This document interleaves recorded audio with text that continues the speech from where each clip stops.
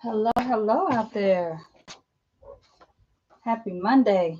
Happy Monday. Today is going like Mondays go. How are y'all doing out there? I see a few of you are already here. Thank you. I apologize for being a few minutes late, but it's been that kind of Monday. It's been that kind of Monday. Hoo-wee. How's everything going?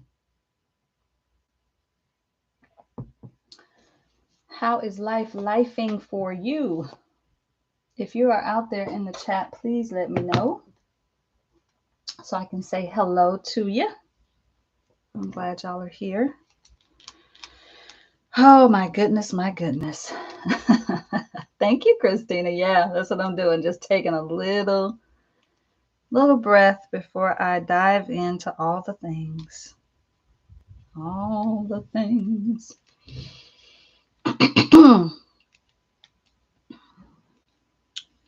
My goodness.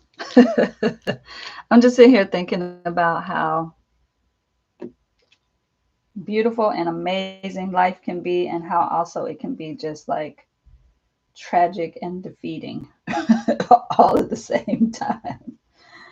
It is quite interesting how that works. So, I got my tea. I've got some things I want to chat about. I am going to do my very best to keep it at 90 minutes. So, that's my goal for today. We'll see if I can make that happen. I got things to share and show and talk about. All the things. All of the things, y'all. Hi, Damon. Hi, Roseanne. Oh, it's okay. I'm glad you're here, Christina. Stay as long as you can. Yay, Stephanie, you made it on time today. Listen, you're on time. I'm running late. It works out. It balances out. It balances out. Um, Hi, Suzanne. Happy Monday. All right, loves. So let's get into it today. We are going to, so yesterday I didn't get to talk about writing. So I'm going to actually, let's do our list. So first of all, let me do my little introduction. Hi, I'm Kiala Givehand. Welcome to my channel. This is the month of April. It's the 29th day, the penultimate day of April 2024. And I am doing a month of vlogging, a month where I'm going live here on YouTube to reconnect to all my peeps over here, to remind myself of what it feels like to be over here on YouTube, to all the things, to share and talk about the things that, the things that I find interesting, that are important to me, the things that are sort of like my teaching wheelhouse, my creative world, where my creative world and my spiritual world intersect, because they are intertwined. Stephanie says she's sad that April only has 30 days.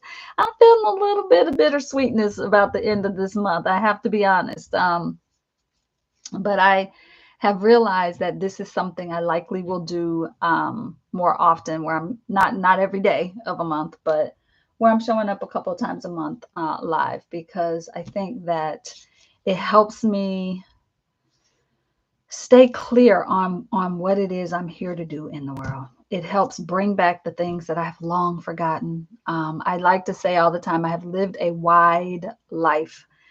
And sometimes when we are living so wide and going out, we forget, right? This month has allowed me to really zoom out on my life and kind of see the landscape of my life. And wow, I mean, I've done some stuff, y'all. I've been places, done things, seen things, lots of yummy experiences. So all of that to say, we are on day 29. Up to day 26, we were doing the alphabet, A through Z, but we are beyond that now. And so I'm just using these last few days of the month to come back to things that I didn't get to talk about. So y'all know I have been keeping track by way of these little slips of paper for all the days and the things that we talk about, or I said I was going to talk about in all of the days. And I didn't always get to talk about all of them. So today, welcome back to the Tried and Trues who've been here through and through.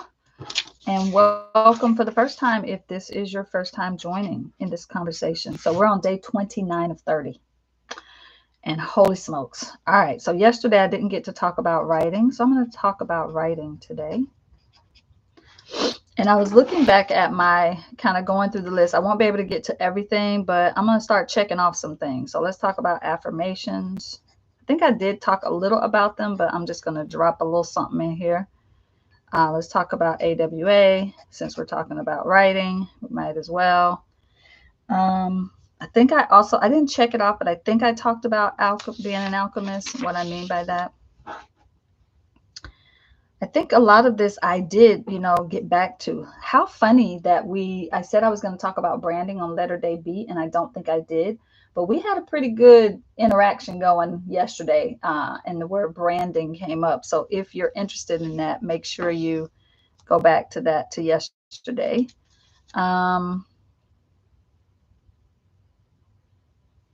I am going to do some Q&A today because I have a couple more questions that came in and some I didn't get to answer yesterday. We didn't have Damon talk about chanting, but I'm wondering if we might snag him on tomorrow when we're going to do a half and half. We're going to be here live half of the time, and then we're going to switch over to Zoom for those who want to be live with me on Zoom. I'm actually going to drop a link for that tonight before I wrap up my day. So I will make sure I do that. In fact, Damon, if you could just remind me, babe, that'd be awesome to have a good reminder. So maybe we can get Damon to talk chanting. What else here? I feel like I've talked about a lot of stuff. It's fun to kind of look back at what I've talked about and what I haven't talked about. So I'm not going to go through all this because we're only here for 90 minutes, for goodness sakes. I do want to talk about, well, we'll see. I'll just do some musing and some rambling today and see what happens.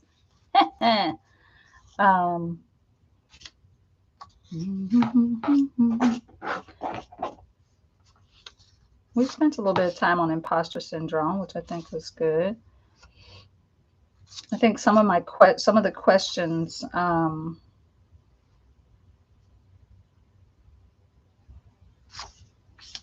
feel like some of the questions that I have for today's chat will probably get us to some of this. So I'm going to pause there on that. Put day 28 in there. Now I've been doing pretty good, I think. I've been keeping track of everything. What I didn't do a great job of is keeping track of the days. The card pulls for each day, like which day they went with, and I wasn't very vigilant when it comes to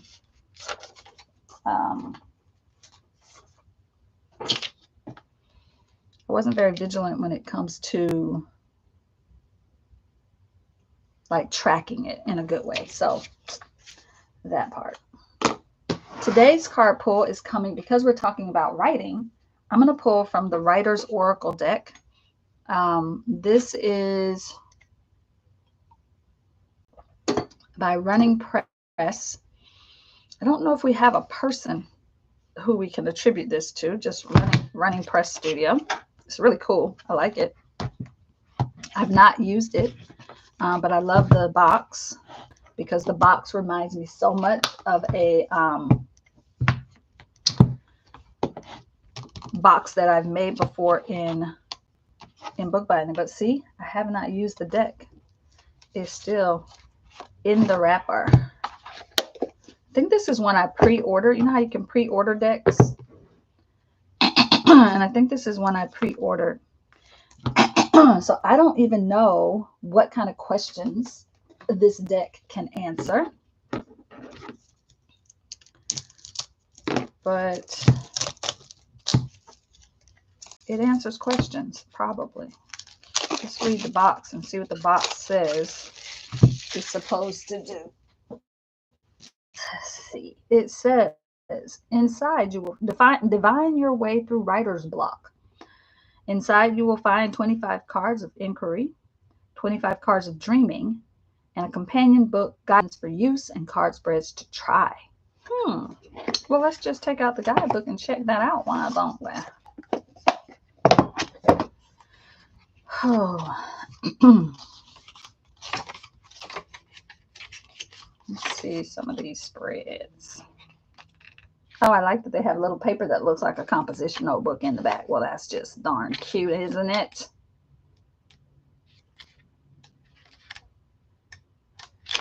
All right, let's see what we got here.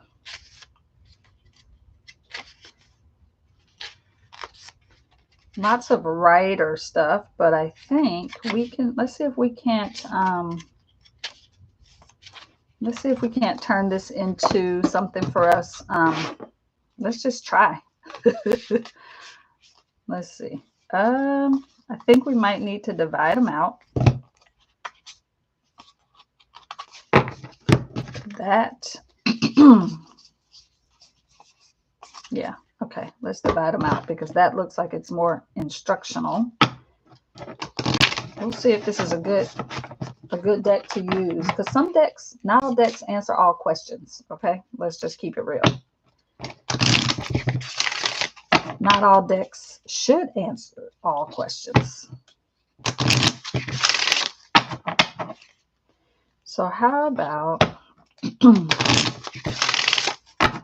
I like to think of writing as, you know, creativity with words. So let's just see what we get. I'm not even going to ask a question. Let's just see what we get. Hi, Linda. Welcome. Glad you're here. Christina says, this has been so fun and enlightening. I've been able to come to some lives and keep up with the recording. Such a brilliant idea. And your explanation of Aquarius on the 27th was dead on. Oh, I love it, Christina. Thank you. Thank you, thank you, thank you. All right, so let's do one more little shuffle here. Y'all know I'm an over shuffler. I love to shuffle. All right, let's see. What is this deck? Okay, we got a little flipper here. Let's take that flipper out. And then let's do, oh yeah, Damon says chanting and yoga. Yeah, we can do that. All right. Let's pull, we'll pull 3. We got that one jumper. The cards are still pretty stiff and stuck together. 2 and 3. All right, we got crack in the wall, the crack in the wall, the old mill, and the fairy circle. Let's think about this. I'm going to ignore the words for a moment and just go with the imagery. Okay. When I see this, I think, where are we having tunnel vision? Right? If you have tunnel vision, you're only seeing a little bit of something. There's a whole wide world on the other side of that. Also, I look at that and I go, what happens if we find the tiniest little thing and look through it to see what's on the other side? I look at this one and I'm like, okay, we need to gather up all our things and get it on up the hill. Where are we taking all of our things? So that's an interesting one. And then the fairy circle. I just think magic. Fairies make me think magic. So I'm going to go with, if we think of this as like a week ahead, thinking about our week, or even just today, looking, maybe we need to have tunnel vision, actually. Maybe this is more about narrowing your view of something, Maybe we're thinking too wide about something. So that might be an interesting perspective to take. And then what can fit in here and get taken up to be processed? When you take stuff to the mill, you're taking it to be processed, right? So that might be something. I'm curious what you all are seeing in these 3 cards, those of you that are here live. And then again, I'm just going with magic, right? And maybe even the magic of nature, being out in nature. So a little bit of getting outside today, I think might be good. Narrowing our view, our focus. Because sometimes seeing too much can keep you from doing anything, getting anything done, right? So yeah, I think that's probably a better way to interpret that. All right, I'm going to let those 3 just marinate and see what you all think. You see. Feel free to share if anything comes up for you. All right. I am going to move those 3 out of the way. Hi, Tina. Happy Monday. Happy Monday. New container, a chance for a new beginning. Yes, yes, yes to the happy Monday. All right, so those are our 3 cards. I'd love to get feedback if any of you are like, this is what I'm seeing. So yeah, this deck is, I like that they went with artwork that's very simplistic, because I don't think the imagery has to be complex or overly complex for it to be profound, for us to be able to read it and get things from it, right? Now, I'm recognizing that a lot of this is about building a story, right? So if we were going to tell a story with these 3 cards, right? That's what they're doing. They're like giving you, almost like giving you a setting a stage for you. And then these cards look like they are more about the process of writing. They got themes, plot, character, settings. So it's almost like giving you a roadmap to begin your writing journey. So that's interesting. I'm gonna have to sit with this deck a little bit more. It's called the Writer's Oracle, and just see. I'm not sure that it's intended for divining, but you know, I believe we can divine with anything, any and everything, any and everything. Well, I probably should have put that in first.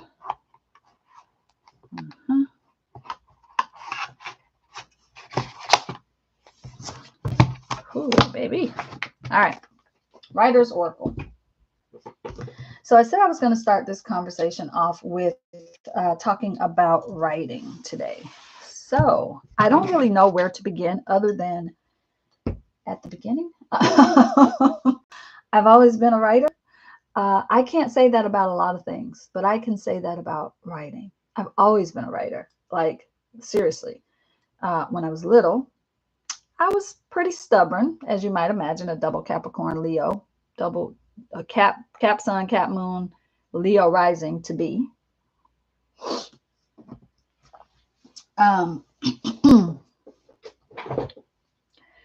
And so when I would get in trouble, because I did get in trouble often, I was a little defiant, rebellious one. I was.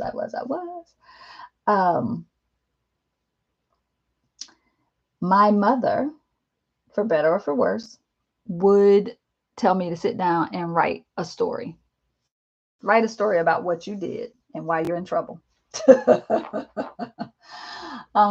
I was, getting in her way, she would say, Kyla, get some paper and pen and crayon, whatever, and go write a story. Write me a story, right? She would always have me writing stories for her. When I would be, when we'd be somewhere where I had to be patient and sit quietly, I read voraciously. She would give me a book and I'd be done with the book. Like I would, because little chapter books type thing, like I would read quickly. And so she would always have to have something else for me to do. So it'd always be, write a story. So I've been writing for a long time. Now, of course, that evolved over time, but I feel like that was the foundation for me in terms of being able to then go to high school and technically graduate high school with 4 credits already in the English department of the junior college here. And so I think that that sort of set me up for the rest of my days. The rest of the days. And fast forward, I think my entire life has been about writing. And so it's funny because I have gotten away from my writing in the last few years here. But guess what? I'm back, baby. I'm coming back. Had a conversation with Damon in one of our walks recently where I was just like, I got to get myself back into my writing world.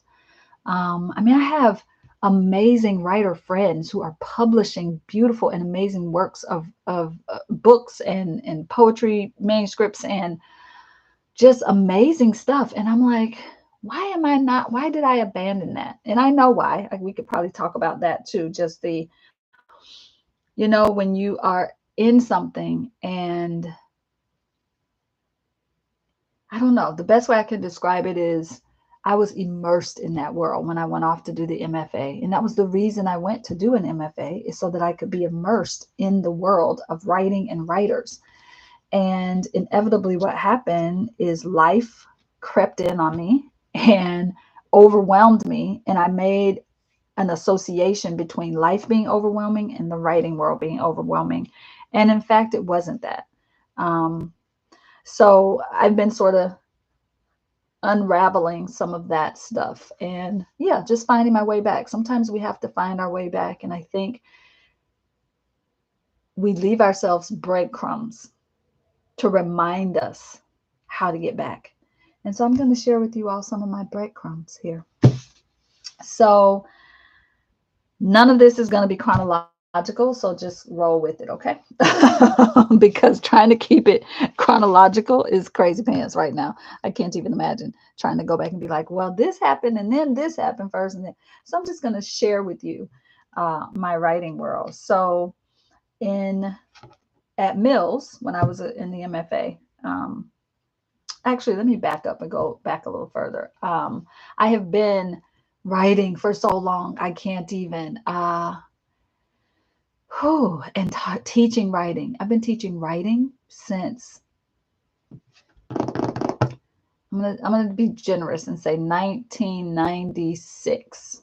Okay, when I graduated undergrad, and I went off to teach K-12 middle schools, where I started my teaching career. And probably even before then, if I'm being honest, like 95, when I did my teaching residency, right, where you have to go and teach at a school for X number of months before they will be like, yes, you are, sir, you can go teach people. But my point of saying all that is writing is in my bones and my blood, and I've missed it. And so I'm getting back to that. So all of that. Fast forward, I mean, I did a bunch of things. I think I've shared, I don't remember what day, but I shared with you all my whole journey of filling out the applications year after year after year and never sending them off for the MFA, right? I did that for many, many years. Not quite a decade, but darn close. And during that whole time, I was also in writer groups. I was in groups where I would go weekly. We would meet, we would write, we would critique each other's writing, all in service of like publication. I'm having this flashback moment. Damon, do you remember when I don't even know if you were living in Jacksonville with me at the time. It was my sister had a heart attack, and I went to stay in Jacksonville with her to help her out. And while I was there, I joined a writing group on a boathouse. This woman lived in a boathouse, and she had a writing group. Do you remember that? It's just flooding back in this moment.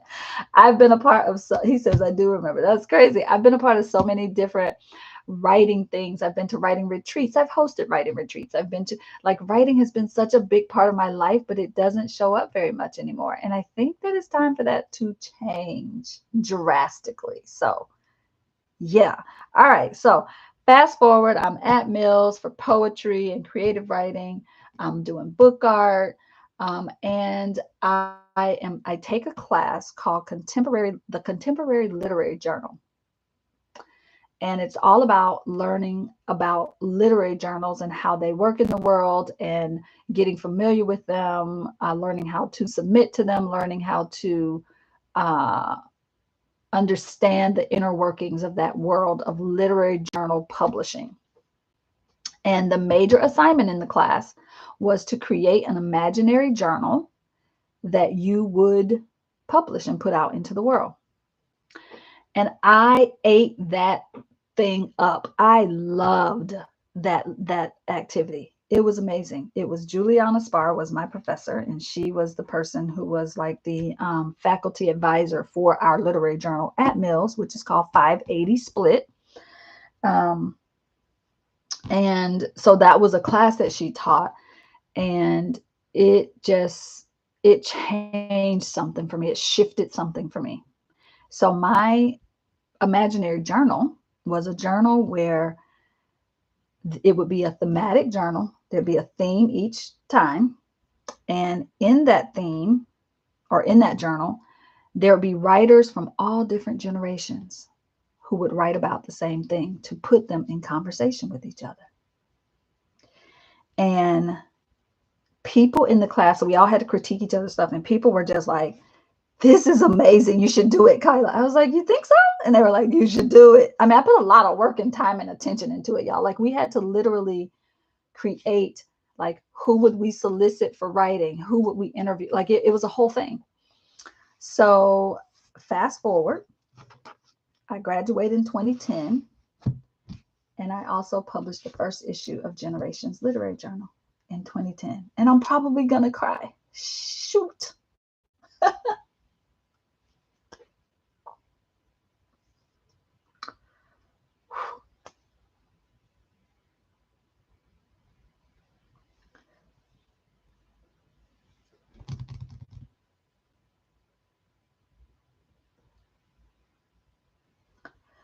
Okay, 2 out of 30 days. Lots of tears. So much nostalgia flooding back right now because this was a labor of love. It involved a lot of people. We had a whole launch party for it. It was amazing. It was so amazing. And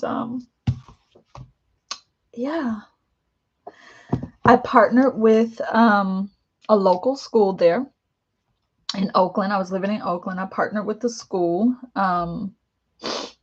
and got them to get some of their students to, to the writing. And my God, their writing was so lovely and yummy and scrumptious. So this was the first edition of Generations Literary Journal. And there's my name, editor. And man, the people that it took to make this thing happen.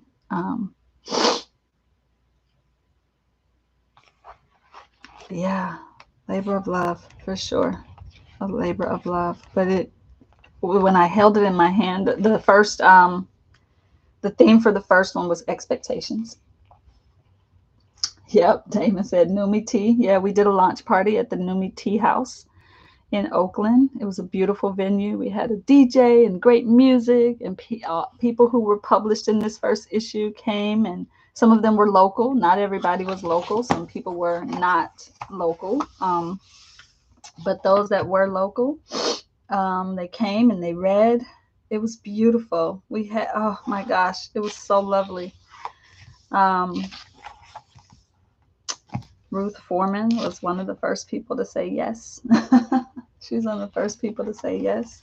Oh, and it was ideas and images. So even then, art was important to me, right? So I also had people who would submit artwork as well. So it was art, and it was poetry, and it was short stories, and it was creative nonfiction. Just yeah, this was a thing. I did this thing, and it was a lot. We got so many submissions, and I had a team of readers that helped me out. And it was just lovely. I can't even do it justice right now. I can't even do it justice in this moment, but there was just so much love and joy in this. And even as I'm holding it, I had book art because I'm a book artist. So I was like, there has to also be book art in there. My dear friend Lyle was one of the first people to say yes when I invited her to share her book art in here. And I'm just looking back and I'm just remembering so many amazing people who shared their work. This is Mark Ulrichsen. And let me tell you something. This man's art has been in, like, let me go to his bio. When he said yes, him and his daughter, and this is what I meant, like generations, right? So it was he and his daughter both submitted art. And to me, that was like the moment when I was like, yes, this is what I'm talking about. Not just generations in general, but generations within the same family talking about the same thing, right? Like doing this thing. But his work shows up a lot in the New Yorker. That's what I was like, he's like, holy shit, right? So yeah, it was just beautiful. And then there was always an interview. And this interview was with so Michelle Puckett was the person who did the interview, and it was Kiala Oliver who was the person we interviewed for that. So it's just, yeah, just beautiful, amazing. And I'm just like so proud of it, even when I look back now.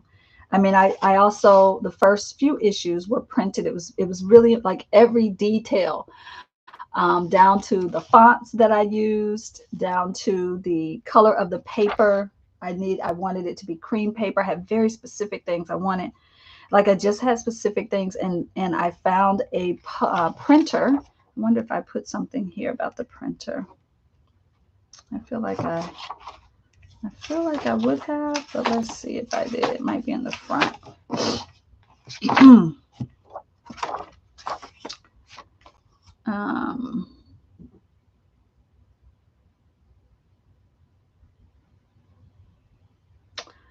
I don't think I do, but I feel like that's crazy. I feel like I would have done that, but it was printed by a printing company at the time. I don't think they exist anymore, but it was like a independent printing company, and they were based in Oakland. That was important to me, that they were local, that I was putting money back into the community where I lived. And the paper, yeah, just I can't even think in this moment what I'm trying to say about it, but just every little detail, every detail. And it was a labor of love. We didn't make a single dime from it, and it didn't matter. It was beautiful to have. And then some of these people, I mean, they're grown now, but they were children. Stephanie Young was a child. So was Emma. Like, they were in their teens. There are a couple others in here who were kids at the time. But this is 2010. So that's a long time ago, right? So that was issue 1. And then I don't know why I cannot find issues 2 and 3. They're in this house somewhere, but then issue 4, even I have issue 4 in my hands. And again, same thing. Like, we did some beautiful stuff with bringing in some wonderful art work from folks, and some great. This one was, you can see the difference, right? We grew in size. At each issue grew in size. I know that I have 2 and 3 in this house somewhere. I have to find them and share them with y'all. But yeah, and it became like a thing. like the second round of opening the door for people to submit, we had thousands, and I was like, oh my God, there's thousands. So I had to add more people for reading, to be my readers, to help out. Yeah, it was just, I even had to have I had to bring on editors. I think by issue 3 I brought on editors specific for genres because the submissions were overwhelming. They were overwhelming, absolutely overwhelming. So yeah, I have not opened these in years, and my heart is just bursting. But this wasn't the first literary journal or the first journal sort of thing that I've done. What was the theme for number 2? Rites of Passage, I think, or number 4.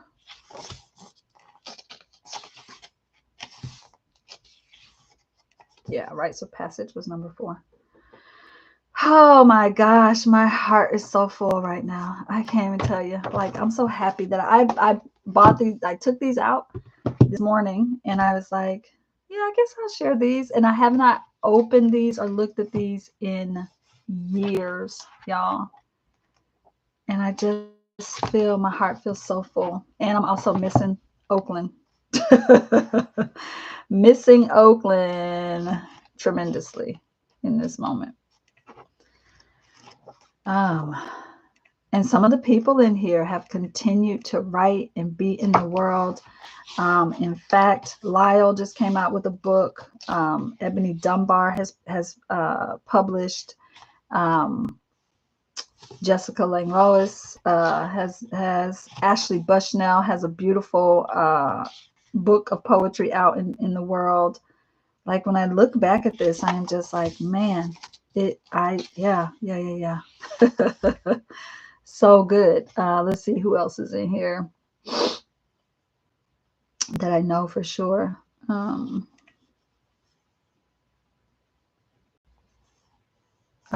Rosebud Benoit. She has done some really beautiful stuff. I can't name it in this moment, but I know she's published a couple of books. Cynthia Oka.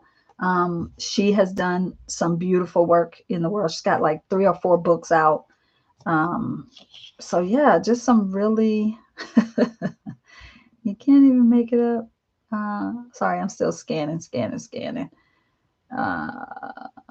Philip Williams, I know, has a book out, has won some awards. So has Ashaki Jackson, who now I think goes by Dr. Ashaki Jackson. Naomi Jackson, I think, has a book out. So does Jacinda Townsend. Like, just looking at sort of like, I feel like we were able to be a little bit of a launching pad for some people. Now, some people had their own things going on in the world already. But I think for some people, just getting a yes in a publication, right, can shift and change your trajectory, you know. So yeah, Generations Literary Journal. It was a whole thing, y'all. It was a thing. We published the last one in 2013.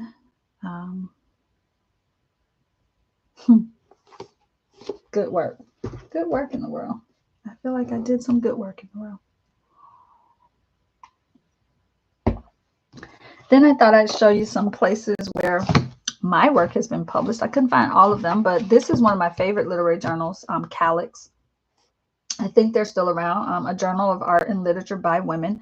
It's by women, and they only publish women, I'm pretty sure, unless they've changed their model. You know, the world is very different now. But I think this was from 2011, the summer of 2011, and I have a poem in here. I don't even remember which poem. Let's see. Grandma's Almanac. This is a version of it. I think I've changed it since then, but I'll read it and share it with you all right now. It's one of my favorite ones. It's about my grandma Carrie. Today we planted spinach, sowed black-eyed peas, and drank water with the plants on Big Mama's porch. Sorry, let me back up. This poem is actually about my great-grandmother, my mama's grandmama. All right, here we go. Today we planted spinach, sowed black-eyed peas, and drank water with the plants on Big Mama's porch. She read the almanac, quoted lines like Bible verses, made plans, but called them cycles and systems. That which comes from the ground makes us strong, she tells us. The growth pattern of tree fruit tells the secrets of our family. Mama Dear had her last baby, the 10th baby, when the sour plums grew green. Her eldest daughter's swollen belly showed with the same plums fell when the same plums fell to the ground, rotten. Our first cousin breached in the back room of Auntie's house, just as the pears pointed toward Satan. The women folk stayed in the room, drenched in afterbirth and shame. None of us ever got to pick those plums or taste those pears. Deacon Tucker got preserves on the first Sunday after harvest. He traded Granny for a secret bedroom baptism and a piece of fatback.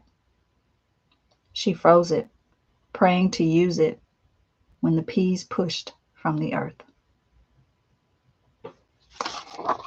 And so I was really proud to have that poem published a year after graduating. Not even a full year. I mean, they accepted it, and then, it takes time for the journal to come out. But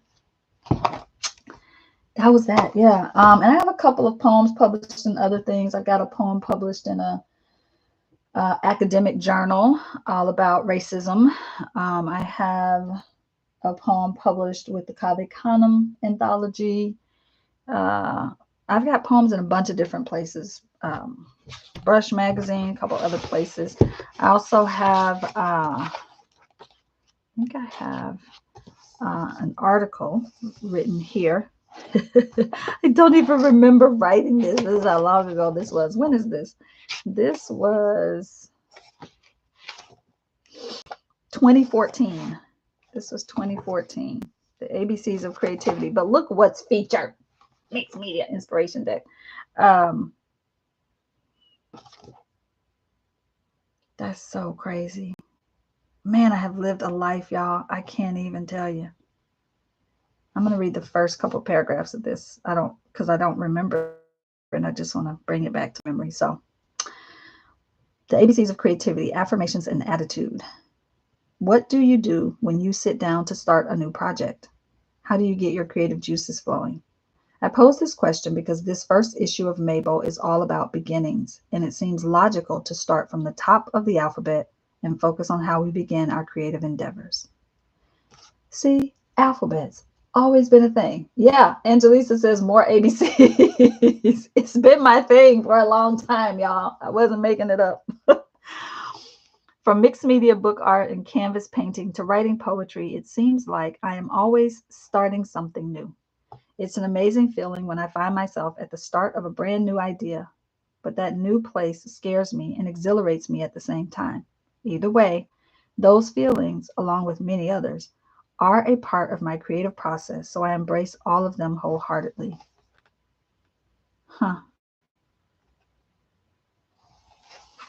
Your attitude toward creativity can guide you to see flowers where others see weeds. It can be the reason you are able to beautifully capture the essence of a subject in a photograph, or the reason you make quilts that defy sewing logic. Your perspective can cause you to create with ease and grace, or it can hold you hostage. If you don't believe me, try it. Find something in your life that brings you so much joy you can barely stand it. Use that as your creative attitude adjuster, the thing that moves you from blah to brilliant. My creative attitude adjuster is music.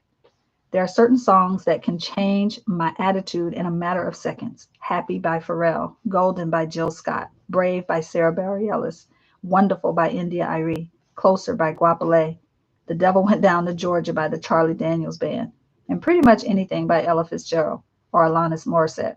I just talked about Alanis the other day. But I find power in music. And so when I need a quick attitude adjustment, I pop in some uplifting music, and within seconds, I'm ready to begin with a new, more positive way of seeing. I wrote those words in 2014. That's crazy pants. That's crazy pants, y'all. Okay, fast forward. Do you guys know Strawberry Moon magazine? If you don't, you should. This is a beautiful labor of love, I'm sure.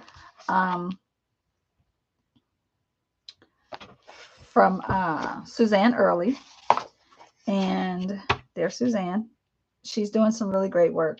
Look at Pull Pen Paint in there. But she featured me in the, is this the, I think this might be her second issue. I think this was the second issue, but don't quote that, please, and thank you. Yep, second issue. I'm in here somewhere. Let's see. Let's flip through till we see my face. There I be. There I be.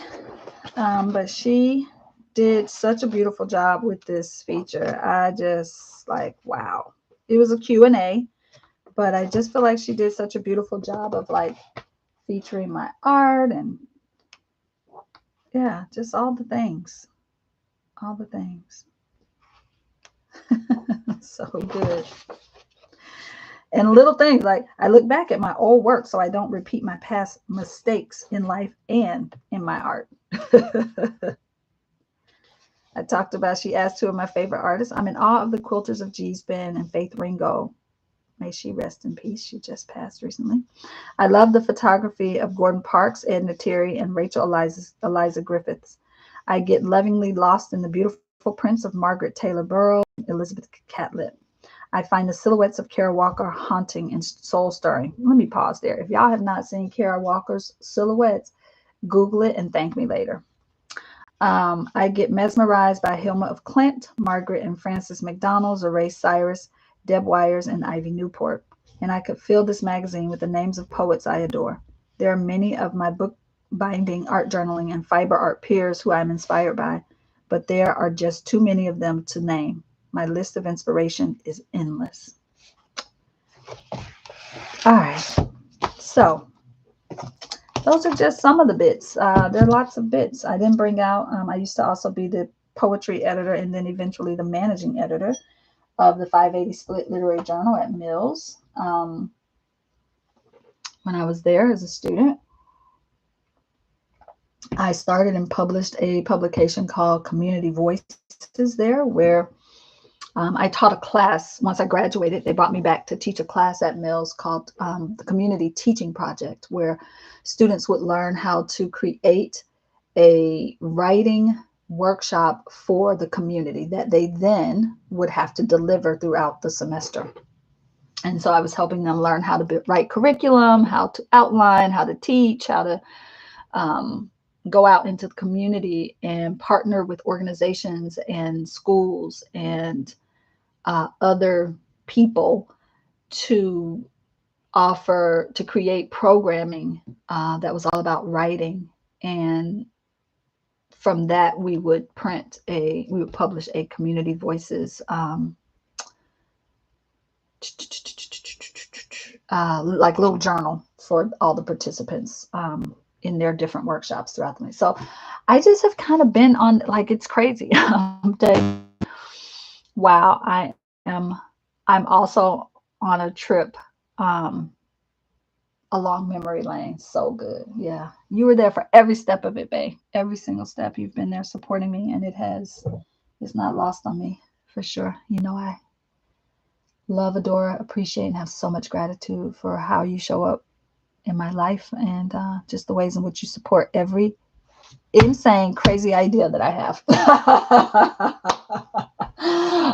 Tina says, a lovely poem. I am there on the porch. Yeah, for sure. Suzanne says, I have your inspiration deck. It is wonderful to get the art juices flowing. Thank you. Yes, yes, yes. Thank you all for the love of the poem. Angelisa, I see it. Suzanne, I see it. Roseanne, I see it. Thank you. Thank you. Angelisa says, ooh, I just Googled Kara Walker. Yeah, such powerful work. I'm going to have to spend some time getting to know her. Yes, please do. Her work is absolutely phenomenal and amazing. Okay. I don't know what else I want to say about writing other than come take a writing class with me this year. If you've never done that. I will be, there's going to be lots of writing in the astrology immersion I'm doing this year.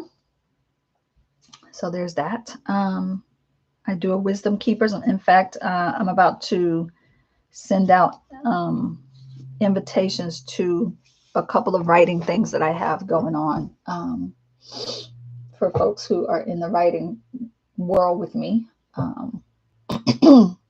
So that'll be fun. I don't even know what else to say. Do y'all have questions about writing? I don't know. Hi, Deidre. Yeah, please go back and listen, and you can hear me stumbling, bumbling, crying through the first bit of my share about writing. Yeah, I don't know what else I can say or share right now in this moment about writing, other than even if you think you're not a writer, you are. Even if you think you're not, you are. Writing is, yeah, every year I do a, thank you, Suzanne, for posting that, because every year I do a writing into winter. It happens end of October, November, let me see, October, November, December. Yeah, like end of October-ish, early November, through the month of November into like the middle of December. But it's, yeah, I've been doing that for, I don't know, 4 years. I've been teaching that workshop. I also do, I used to do something called Summer Stories, but I don't think I'm going to do that this year. I want to really encourage people to be outside in the summer and not be sitting necessarily with me online writing. Although sitting with me online writing is also a beautiful thing to do. But yeah. Suzanne says, I just pulled out my writing into winter journal and I'm adding to it now. I love it. I love that. So yeah, I've got Wisdom Keepers will be an ongoing thing. I usually in the month of April do a thing with poetry, and I didn't do that this month, and I'm kind of kicking myself because I usually do it every single year. And so yeah, April 2025 is on. I will not forget to do that. So yeah, lots of things. I mean, I've done I have a class I've run called Soul Scribing. I haven't run that one in a couple of cycles. Prompts and Practice is coming up August, September, the month of September. I think I'm going to be doing prompts and practice for folks. So, and then I just think in everything that I do, I infuse writing in some shape, form, or fashion. So there's that. And I did get a question. This is a good time for me to pop in a question here. I did get a question from someone earlier in the series of ABCs asking me, I have mentioned a couple times here that I have had coaching clients that I used to do book coaching, writing coaching. I don't really do that so much anymore.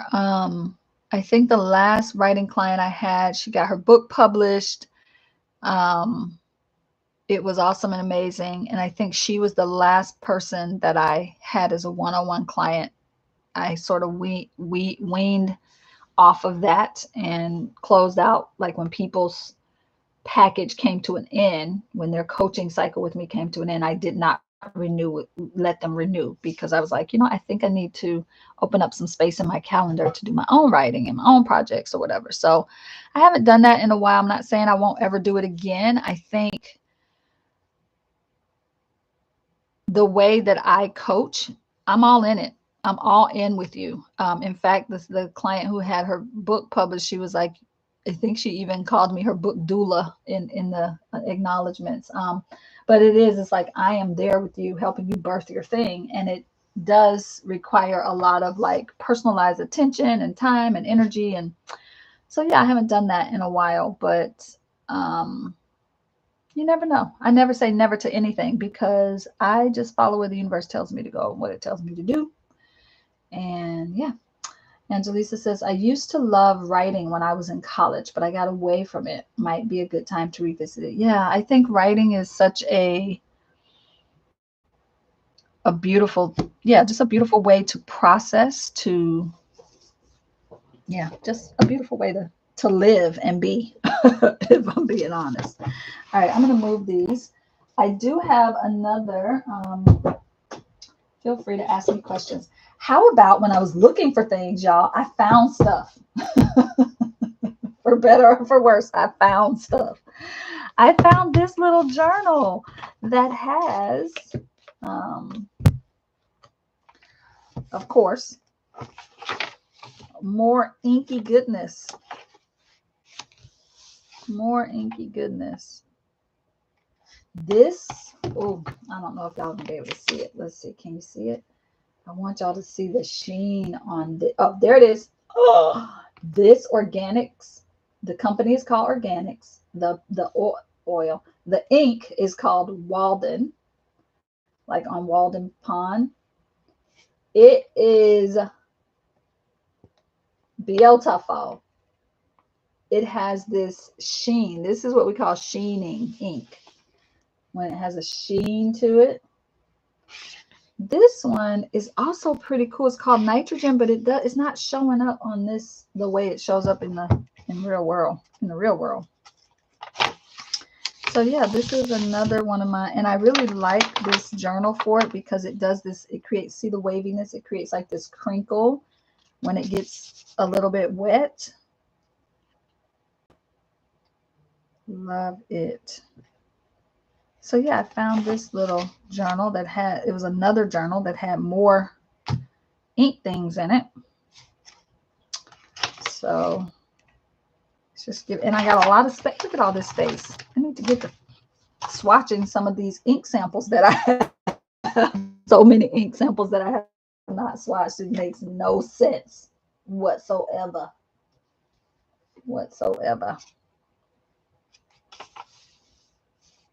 That diamond terracotta, that I need to bring that back into my life because it's pretty. So yeah, some really good colors that I hadn't thought about. Noodler's Habanero is a really good orange. It's got a little bit of shading to it. Diamine Blue Pearl and Night Sky, both really cool shimmers. I don't know if you're going to be able to see the shimmer there. You can see a little bit of it. A little shimmery. This journal is a pentalic journal, and I really love it. It has like a leatherette cover. Not really, it's like faux leather. Got a little pocket in the back. Do I have anything in there? Nope, it's empty. But it's a nice little, it's a nice journal. So I found this in a, I'm not even going to tell y'all where I found it. Nowhere that it should have been. Let's just name that. It was not where journals with ink in them should be. Come on, camera. Try to get yourself back online here. My goodness. Let's see if I put some color up here, if that'll help.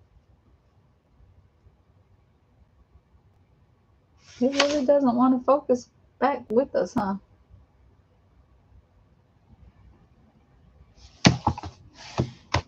Well, y'all, I don't know. My tricks usually work, but they're not working today. I don't know why I'm struggling to stop with the autofocus. It's kind of bizarre. Usually this works. Ah, there we go. All right. That was weird. All right. One of the other things I found was a box of pens that I said I was going to sell at one point. And I was like, why are all these pens just in here? I need to either give them away, sell them. I need to do something. Some of these are definitely giveaway pens. There are a couple in here that are more like pens I need to probably sell because, you know, some things. This little Otto, I think that's the brand. This little Otto Dude is what it's called. Oh, it takes a nice long international cartridge. That's nice. The long ones. Oh, it probably needs to be cleaned. I wonder why I have this pen in this box. I actually like it. It's very crown chakra energy. I might have to rethink that. See, that's the problem with me. I come back to this box and I'm like, might need to rethink that. Why is this pen in here? This is a Pilot Custom Heritage. These pens are like, people will like, if you threw one of these pens into a room of pen people, they would get on the floor and be scrapping for it. I don't know why it's in there. Okay, I gotta think about that one. Let me take that out. I know Damon is probably putting his palming his forehead right now, like, oh my God, get rid of these pens already. Oh my goodness. Okay, story time. Damon, do you remember this pen? Do you have any recollection of this pen? Any memory of this pen? So first of all, I'll go ahead and tell y'all, I don't actually like pens with metal grip sections. This is too slippery to me. Too slippery. But I bought this pen because of this leather that's on here. It's like this forest green color, and I just thought this pen was the bee's knees. It's by Mori, M-O-R-I. And we went back to the store. This is when we were living in Jacksonville. It was by our favorite little sushi spot, Damon. It was like a luggage company right next to them. And we went back there. We bought this pen right before we went to Barcelona because we bought our luggage. We went there looking for, like, I was looking for a fanny pack. You were looking for like a crossbody something or other for us to have in Barcelona. And this pen, I could not let it go. I was like, okay, I'm not going to buy it. And then I'd be like, hey, let's go back over to that store. Let me look at that pen again. Okay, no, I'm not going to buy it. And I did that like 4 times. And then I bought it. And I don't even, at the time, I had not realized how much I don't like metal grip sections, but I don't. It's a deal breaker for me, actually. These pens, I had this pen in almost every single color. I had the rainbow, but I sold every one but the green one. This pen is a Givehand 159. It's huge. This thing is huge. And now I'm sitting here like, why did I get rid of them? Oh, it's a pretty heavy pen too. You got to be able to, it's not the kind of pen you're going to write with for a long time because it's very weighted, very heavy. So crazy. Remember these? This was before we had Apple pencils. Y'all remember these? Does anybody else have this kind of stylus? This was the kind of stylus you bought if you needed to do detailed something or other. Like if you were going to do writing on your phone or whatever. I don't know if these would even still work. But I remember buying this and being like, look at me, I'm fancy.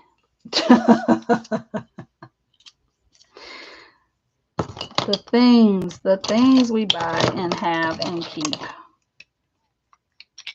Yep, so metal. I love this pen. I think it's beautiful. That little bamboo, but it's not, I'm not going to use it. So yeah, I came across this and I was looking for the pen I told you about with the lip that I told y'all about with the lipstick, whatever. Also another really big pen. And I bought it because I really love that like frosted look. And it's one of those you can fill the inside with ink. But, oh, and it has a flex nib. Oh my gosh. Yeah, no, not keeping it. Not keeping it. Not keeping it. That's a pretty nice pen. Why did I get rid of that one? Oh, heavy. It's weighted. It's got a lot of weight. So yeah, I found a box of pens, y'all. Okay, I'm going to keep those 2 out. I'm going to keep those 2 out. All right. How am I doing on time? All right, I got about another 30 minutes. While I'm talking about, I'm going to cut these out. These are the cards from the other day. So I'm going to talk a little bit about, I didn't talk about AWA. I feel like I did, but I'm just going to say really quickly, AWA. Amherst Writers Association. And I think I mentioned that I recently became a certified facilitator with them, which I'm really excited about. I've been thinking a lot about creatives and writing. Like why more creatives don't write. And I'm saying that kind of hesitantly because I also think of writers as creatives. So with the exceptions of writers who do write, I'm thinking like some of our artsy folks. Like I wonder if it is, well, some of y'all here can share with me, like what are your thoughts about like what gets you writing and what stops you from writing. We do a lot of writing in Pull Pen Paint, believe it or not. Those of you in PPP, if you are doing the pinning part of PPP, Pull Pen Paint, then you are, if you're not doing it, I should say, you're missing like a third of the whole thing, y'all. You got to do the writing. The writing is what helps you come back to yourself, is the best way I can describe it. I know the deep divers get tired of me with the writing. I'm always giving them, there's lots of writing, because for me, writing is a way to process. Some people process through art, and that's fine. I remember one of my freshman college students, freshman comp students, when I was teaching at the university level, came up to me and was like, I used to have these writing prompts that I would give at the beginning of every class. And I remember a student coming up and saying, you know, I don't, my first thoughts don't come in words, they come in images. Is it okay if I do my sort of initial prompt, you know, my initial response to the prompt as images? And I thought that was so bizarre at the time. I was like, what a weird thing. But I was like, yeah, hey, whatever gets you there, buddy, let's do it. So I'm going to trim off the white on these. So yeah, I think not everybody can process at first through writing. Now, I do believe, science and research will tell you that writing, the act of writing and actual pen to paper writing activates a certain part of the brain that nothing else activates. So if you're not journaling, if you're not writing, there's a certain part of the brain you're not activating. Now, that doesn't mean that you are somehow less than or whatever. That's not what I'm saying. I'm just saying that there's a certain part of the brain that gets activated when the hand and the brain are one with each other, you know? And so that part is kind of important. So yeah, I think that in fact, I'm thinking that next year at Sacred Makers, I'm going to be teaching a writing class. We'll see. We will see. It might even be something like writing about your art or writing with your art. I don't know yet. I got to think about it. I'm going to marinate on that because I also have some amazing teachers coming to teach next June. And I always like to take classes. I mean, come on, what's the benefit of being the host of the thing if you don't get the benefit from the classes? That's a part of it, y'all, for me. So we'll see. We will see. But I probably will do I might even do a writing retreat, sort of a really small, intimate 6 to 8 person writing retreat before this year is out. We'll see. I'm keeping a lot up in the air right now for the second half of my year because I don't know. The universe is telling me to do that. Suzanne says, my handwriting is so much better since joining your classes. I take a lot of notes. In college, everything was typed on the keyboard. Stephanie says writing, drawing, and then throwing color. Yeah, processing can happen in all of those ways for sure. For sure, for sure. So let me see. There was one other little project I was going to work on. How much time I got? 30 minutes. I'm doing good, y'all. Doing good. I think there are a couple other questions that I need to answer. Let me just double check my little spreadsheet, my little Google Doc over here with the questions.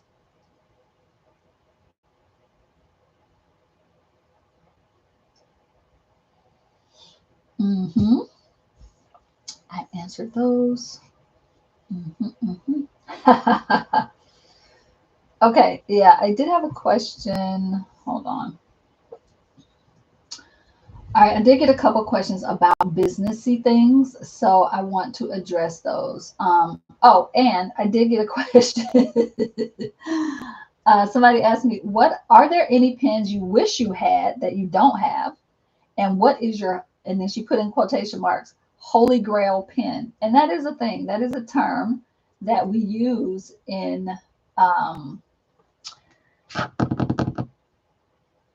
the fountain pen world, like your Holy Grail pen. Listen, y'all, I have a lot of Holy Grail pens. Let's start with that. But I would have to say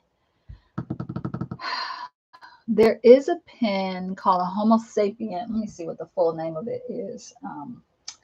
But that pen is so pricey. Y'all, okay, here's while I'm looking up the pen name, hold on, I'm gonna show you something.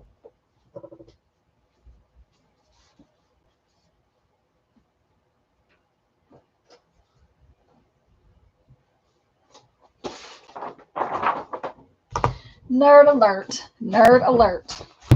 Let's talk pens for a second. Let's stay on pens. So the pen that I'm talking about is by Visconti. Visconti has a pen called Homo sapien, but it's not just one pen. I may never own this pen because everything in my sensibility tells me that it is a horrible idea to pay $800 for a pen. Like, what now? What? But let's just look at it. Let's take a moment and look at the Visconti Homo sapien. So here's one. They're always making new versions. This is the newest version. They're a little okay with the pop-ups. Arizona Sunset. Is that not gorgeousness? Come on. That's gorgeousness right there. But also, that's not gorgeousness. But the Homo sapien is a beautiful pen, but there's one that is red. I think it's called like Ruby something or other. That one, that's lava. Beautiful. That's not the one though. I think that other one, this one's pretty. This Lotus Garden. It's like a green and purple, which to me is heart and crown chakra together. But the one I'm thinking about, they probably don't even make it anymore.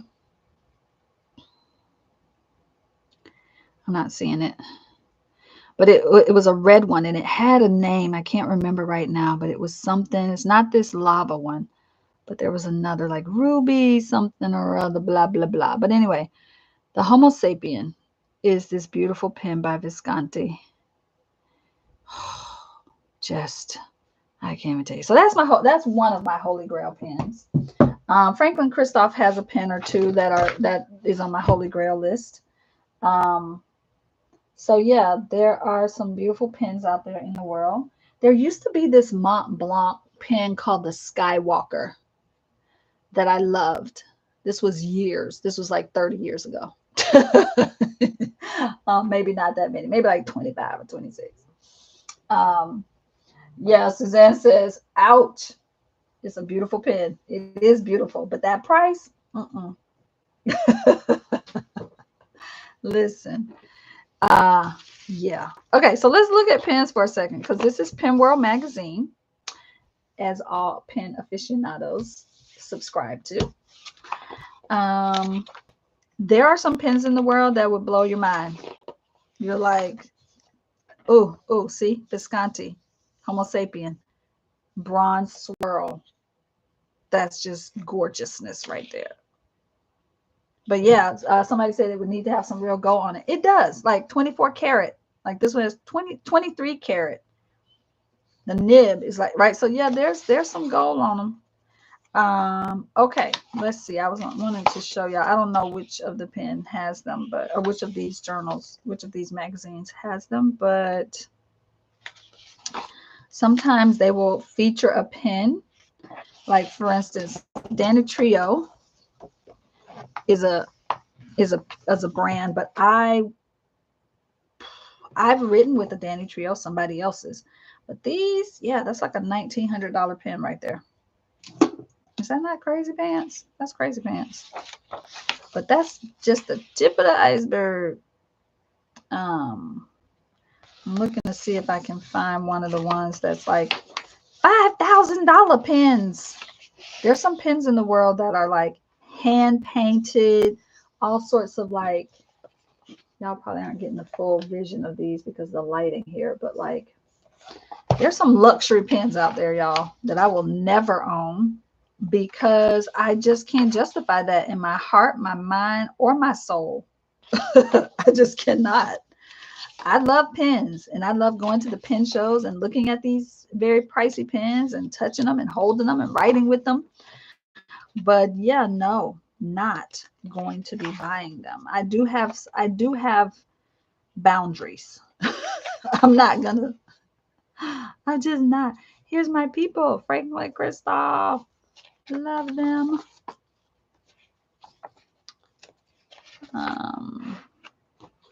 Sorry, I was trying to find. Not every issue has it in there, but I was trying to find one of the ones that's like, so you can see what a $4,000 pen looks like. In case you're curious. In case you're curious. Oh, remember I mentioned Jim the other day. Hi, Jim. All right, let's see if I can find one of these pricey behind pens. All right, here's a $2,800 pen here. That is the Danny Trio pen. And yeah, I mean, their pens are exquisite because they use the technique they use. There's no plastic in their pens. They use ebonite. I mean, there's a lot of things that make it. I mean, even the nib is ridiculously ornate. Like, there's just a lot. Angelisa says, never say never. You can't take money with you when you leave on this earth. This is true. That part is true. I agree with you 100%. All right, here we go with the $5,000 pen right here. This pen, these pens, the fountain pen is $5,900 and the rollerball is $5,700. Those are David Oscarson pens, and they're gorgeous. They're beautiful. But yeah, I'm not saying that I wouldn't spend $5,000 on a trip to go somewhere, but I don't know that I can spend that on a pen. These Monte Grappa are beautiful though, not as pricey. So this one says that these pens that you're seeing right here on this page range from $1,450 to $28,000. $28,000 is a whole semester of college. That's a whole semester of college. You understand? Oh, my brain can't make it make sense, y'all.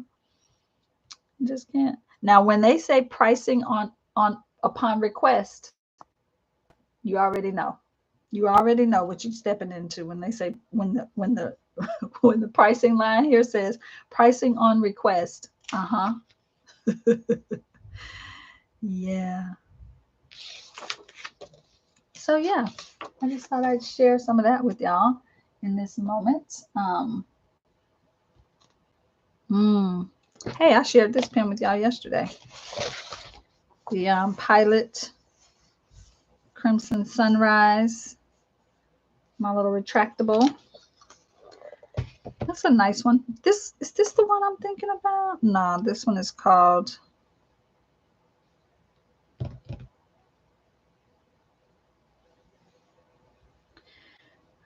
what this one is called. But I don't think that's the one. But it's red, but it's pretty. It's very pretty.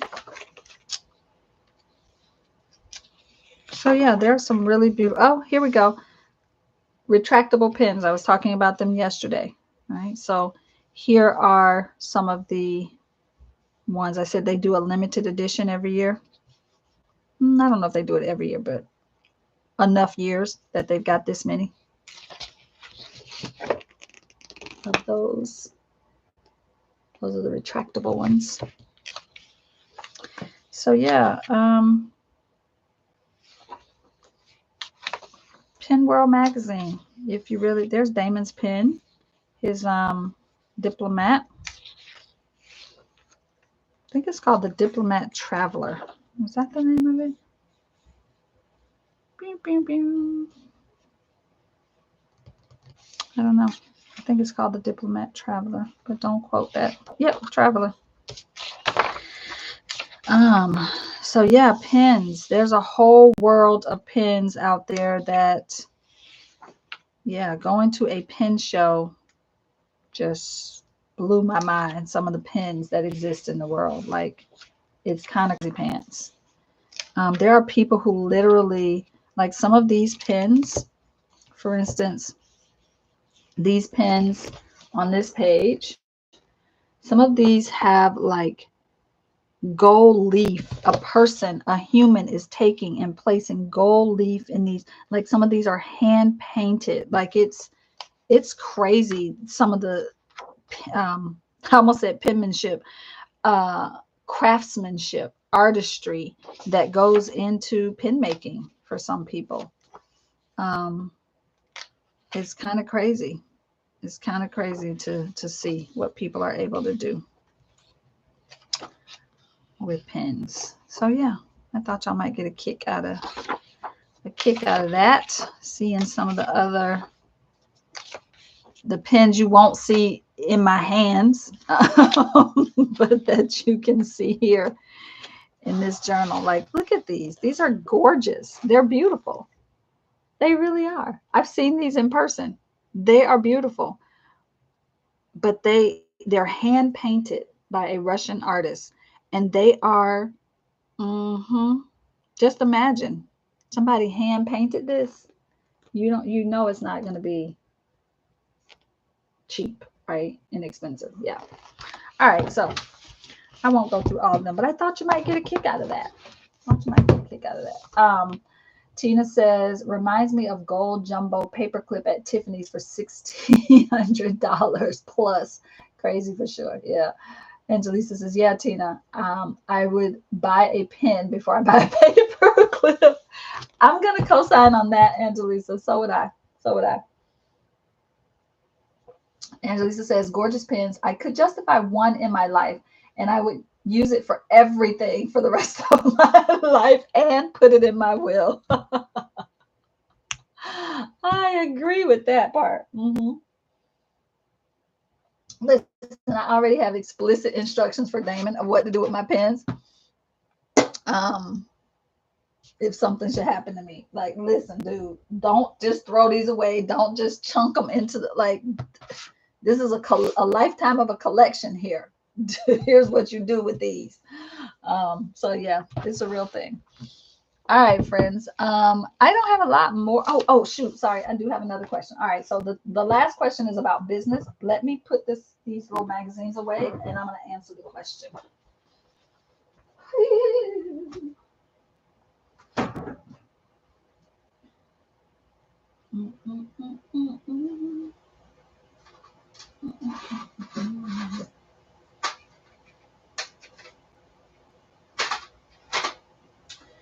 Okay. I was trying to think of something I could work on while we do that. How about I swatch some colors while we chat business, and let me respond to this question. Hold on. I'm going to get some swatching materials out here.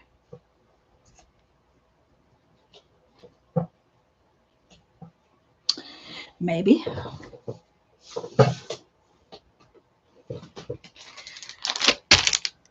We'll swatch these just because they're easily accessible.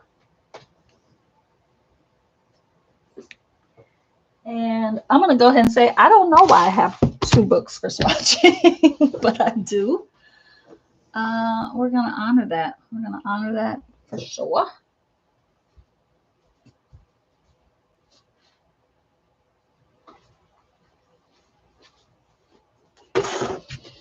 All right, let's bring out all the things necessary for swatching. Okay, so the question. Let me read the question out so I have it in my mind.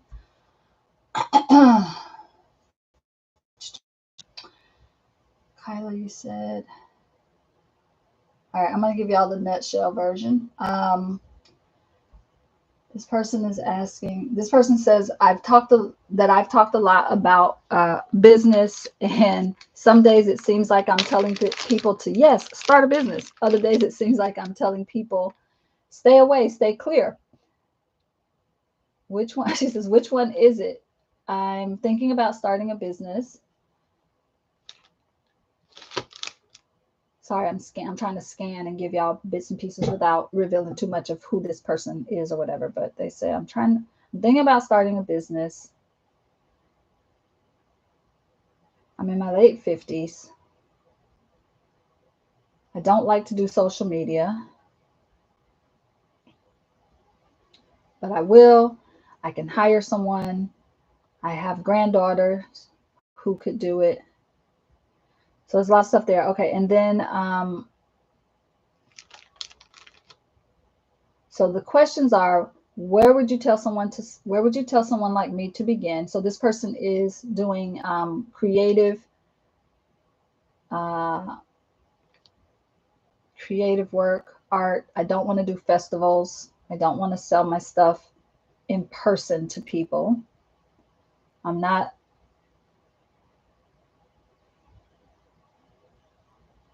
afraid to do an Etsy shop or build a website, and then in parentheses, hire someone to build a website.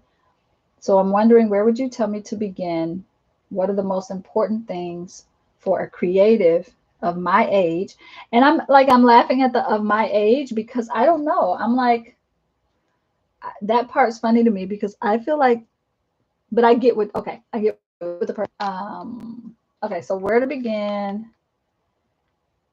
And what would you do differently if you were starting today versus when you started?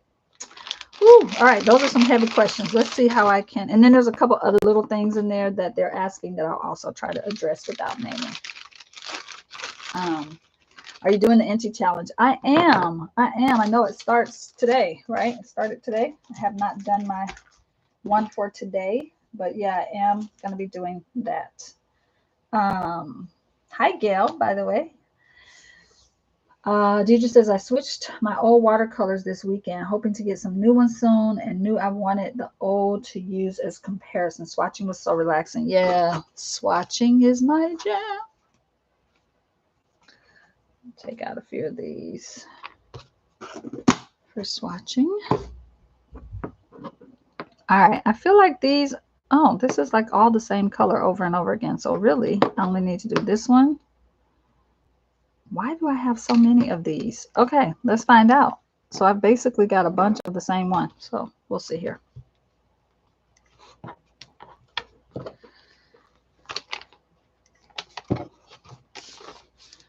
And let's bring out a paintbrush. Got some water here. What else do I need in life for this? And a pen.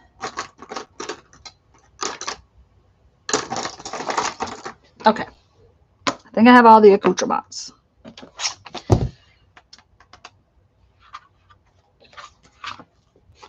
Now we're going to swatch in 2 journals because why wouldn't we? This one's called Vernal Equinox by Pen BBS. It's number 504. This one I cannot pronounce. Jaimin, maybe. Also by Pen PBS, number 408.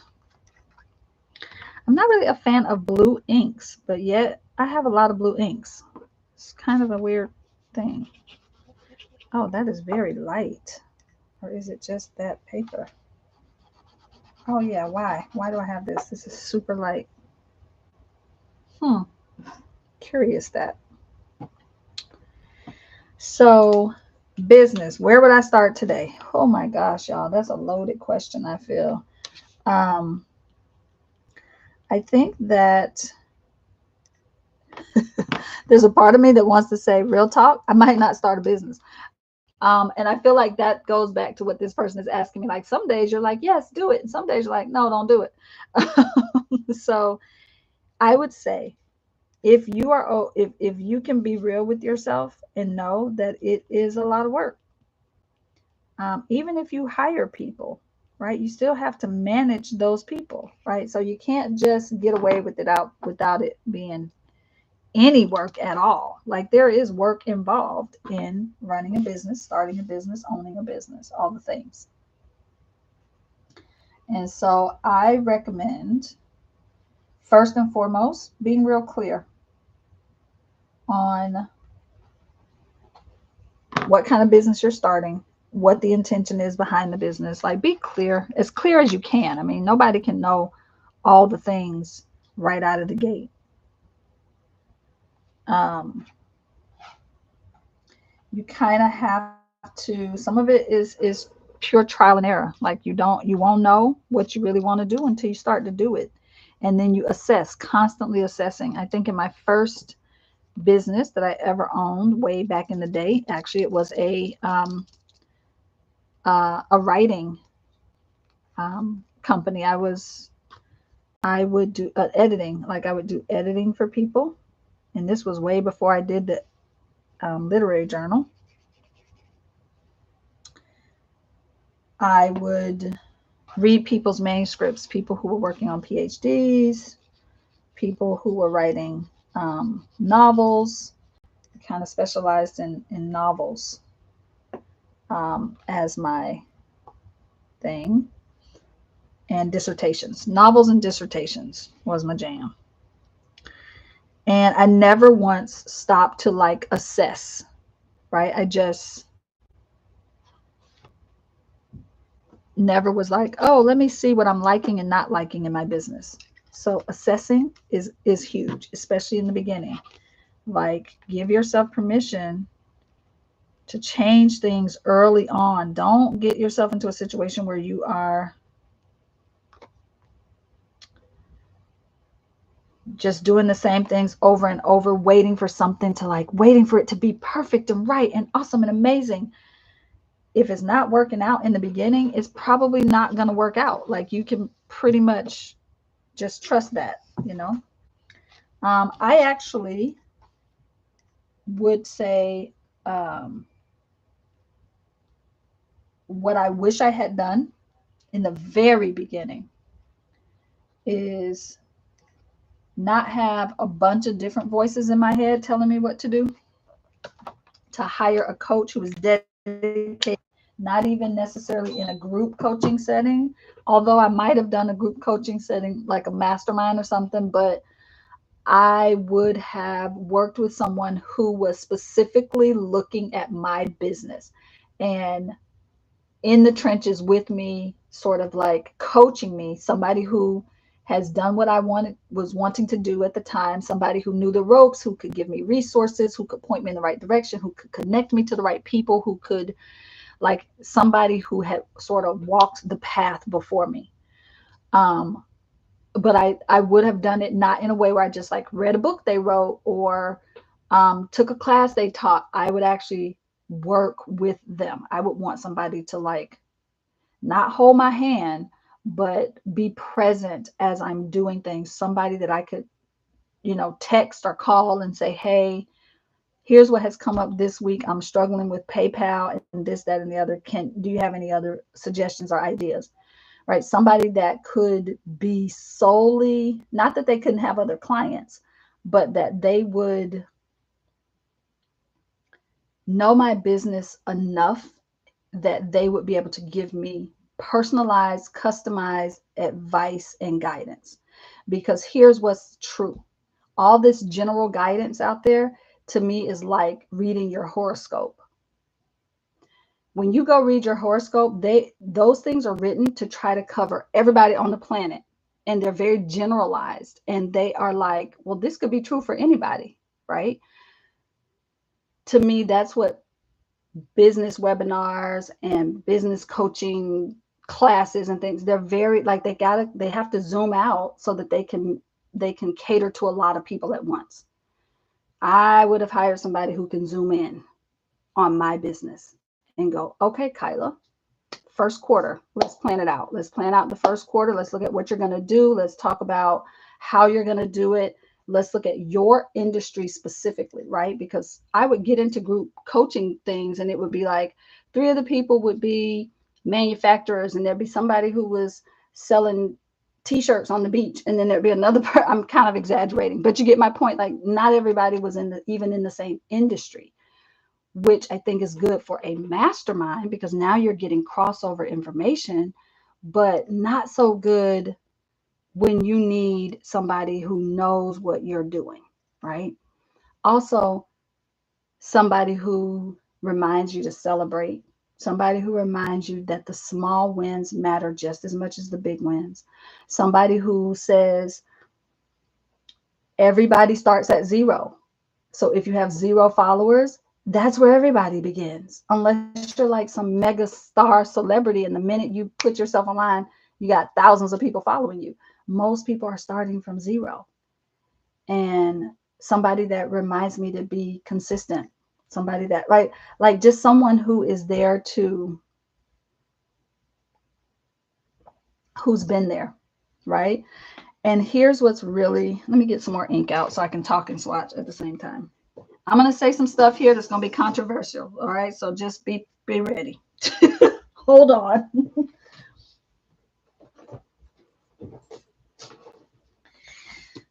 Let's bring out the big box here. Let's get comfortable for a minute. We're not going to stay too much longer. We might as well say we're going to stay another 30 minutes, y'all. Because here's what's going to happen. I'm about to say some stuff that's going to ruffle feathers out there in the world. Not intentionally, but I know how people get in their feelings about stuff. And I love y'all. Not necessarily saying you all here with me right now. This is going to help me figure out, why do I have so many of the same inks? Kyla Givehand, get it together. I need an art supply coach. I need somebody who can say, Kyla, you don't need to buy that again. You bought 7 of those already. Oh, Lordy, Lordy, Lordy. No. My butterfly popped off of that thing. Okay. This is a hot mess here, all these inks. Okay. I need to do something logical. What is it? We're going to put all of these back that we don't need. These are we're going to call these the overflow. These are the overflow. I have these 2 already. Okay. All right. So let me get into, let me see what's in the chat. Yes, Deidre, that's a good term. A sounding board. A sounding board is a really great term for what I am describing in terms of like a coach or somebody who can help you out and be there for you. Tina says, even some business coaches do not give individualized, customized attention. You do not know what you need until you know what you need. Ask me how I know. Yeah, you're right. Most business coaches don't. I have to say there are a few out there. At least I want to believe there's a few out there. I'm that kind of coach. However, let's be clear. How can I say this? I'm not for everybody. Because I'm also, I'm also kind of a tough love coach. I'm kind of I'm going to call you on your BS coach. I'm not going to let you stay stuck in that narrative coach. So there's that. And not everybody can. So I think you should always vet your person. And here's what's true for me as a coach: when you have your first one-on-one with me, sort of like what people call a discovery call, whatever. Here's what's real and true: I'm vetting you as well. Well, look at that. What is that?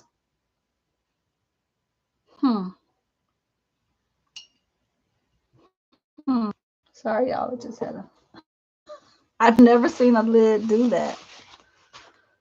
I've never seen a lid do that. So I'm having a little moment. I'm sitting here looking at it like, really? How dare you? How dare you just flip off like that? Is this a thing? Is it supposed to do this? It looks like it's supposed to do that. Or did it break? Huh. I really don't know. Well, that's something. Okay, I'm going to just move that out of the way so I don't bump it, but that was weird. Well, first I need to see what it is. Robert Oster, Lost Dutchman's Gold. I've never seen a lid do that. My brain is broken by that.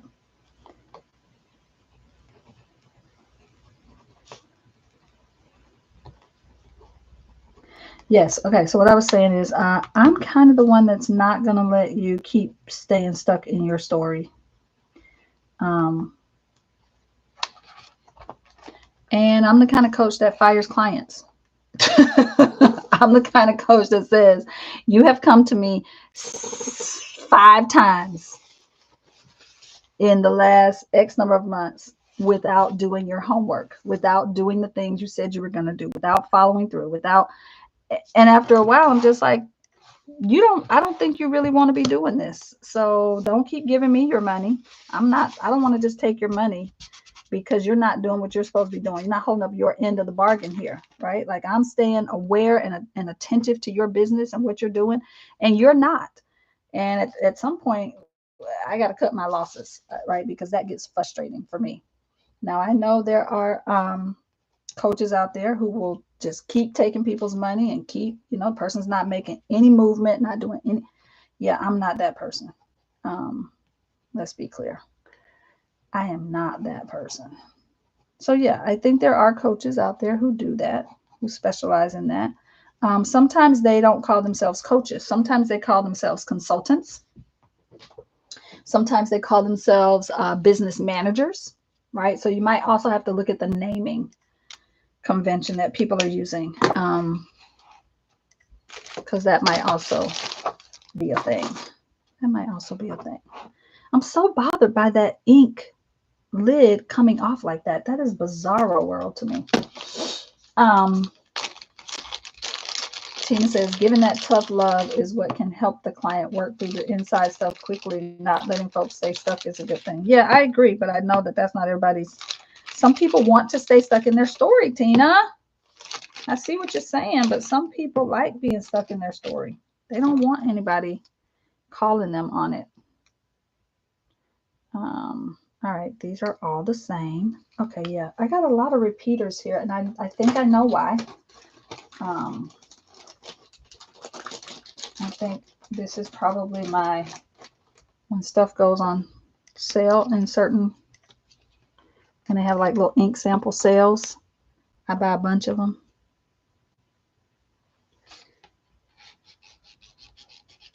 So back to the sort of question at hand. So yeah, that's what I would do. I would hire somebody who I thought would really focus some time and attention and love. And not to say they gotta, somebody who would do that, because I think that would have helped me tremendously in the beginning, to just have someone who was like, okay, let me show you what I've done. Someone who blends coaching, consulting, and mentoring all in one. And those things are different. So somebody who's doing that would actually have been very helpful to me in the beginning. The other thing that I did do in the beginning that I would repeat is I started out pretty early on, even before people were doing webinars about it or telling me I should do it. I gathered names and email addresses from the very beginning. That just made sense to me. Like, how else am I going to know how to get to people if I don't have their information? So that made sense to me to just do that. Yeah. So I don't know. I'm not doing my little drag out. Hopefully, let's get a little drag out of some of these. What's the whole point of this brush? So yeah, you need to be able to, your people need to be able to you need to be able to communicate with your people.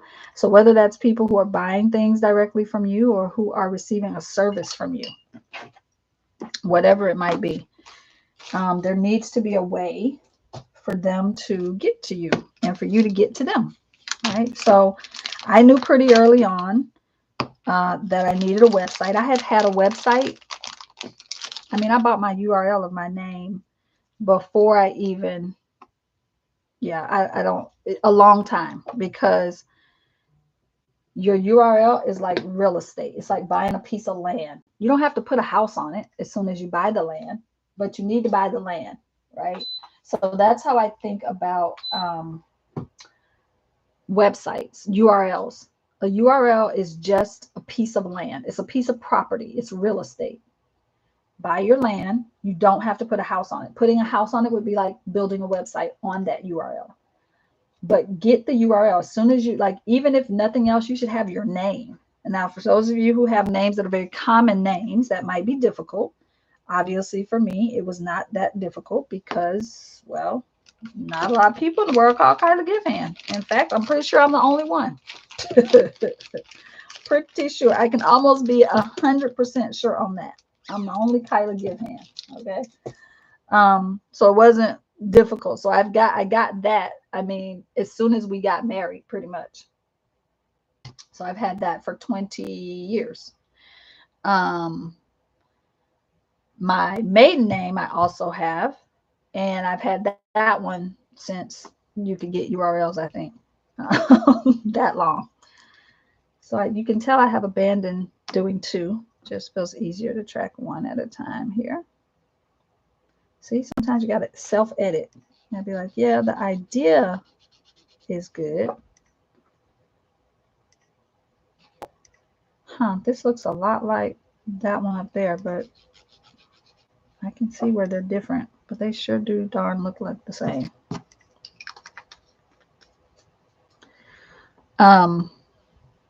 So yeah, those were some of the things. You need to be able to find your people, and they need to be able to find you. I think if I knew then what I know now, I would not have given away so many things for free in the beginning. Hear me on this. I'm not telling you not to give away anything. You need free things that attract people, right? You need that. However, it is very difficult to get people to go from free stuff to things where you're asking them to pay a fee. And I say from free to fee, it's really difficult to get people to make that change, that transition. So if you go the first 3 years of your business just giving away everything for free, everything's free, everything free, and then all of a sudden you want people to pay you $150 for something, they're like, why would I pay you $150? You've been giving me all this other stuff for free. I'm going, no, I'm done. I can't believe you. How dare you charge me? Right? That attitude. I've had that when I've raised prices for my coaching in the past. I've had people who are like, or when I raise class prices, right? I think I did a $20 increase on Artsy Marathon one year, from one year to the next. And people got pissy. And I was like, really? Y'all are over here paying $350 for classes that are basically giving you the same kind of content I'm giving you in a 24-hour period that you then have the rest of the year with. You're not complaining about that, but you're complaining that I want you to pay $60? Right? So people get attitudes around money. And so coming out of the gate with everything being free and then going, okay, eventually I'm going to change this into something paid. I caution you against that. I'm not saying don't give things away for free, because you absolutely should. You should have things that attract your people, and you should have things that are free. But if you're in business, you can't give everything away for free. That's not a business. That's just a hobby. You're just trying to make friends. You're not really trying to be in business, right? So, and it's okay. It's okay to say, I don't want to charge people. It's okay to say that. But then also don't get resentful when you're putting out a lot of work for very little reward, right? Don't be the kind of person who's like, I want to give everything away, but then you're angry when people expect you to give everything away, right? So it's a conundrum, but it's a real thing. It's a real thing, right? So, and you can't be afraid to market, and you can't be afraid to sell things. If you're a business, you sell things. That's what businesses do. They sell things. And so it always baffles me when I get a client who's just like, yeah, I don't want to feel salesy. You're a business. You're selling things. That's what you got to do. That's how it works. How do you think you're going to make money if you're not selling things? That's how it works. So I would definitely say that. So there's some mindset work that has, so that would be the other thing. Hire a coach who understands mindset work, who can help you with shifting your mindset too around business, right? Because it is a mindset to be able to go, you know what I provide, the service I provide, or the products I provide are of value, and I am worthy of charging for them, right? Do you think Coca-Cola is sitting around going, should we just be giving away the Coca-Cola for free, y'all? I don't know. Is it worthy? Yeah, no, they're not. Not at all. And I'm not telling you need to think like Coca-Cola. Don't get me wrong. I'm just saying, like, business is business. Small business, large business, you're selling things. So that part's important. Why do I have so many that are the same color? I think you're probably asking right now. Apparently I have a type when it comes to ink. Beijing. This is number 135. That's number 218. That was number 520. Sorry, I wasn't writing down the numbers here. That was 504. That one I did right. Okay. So, Tina says, I'm experiencing that now. Free to fee woes. Yeah.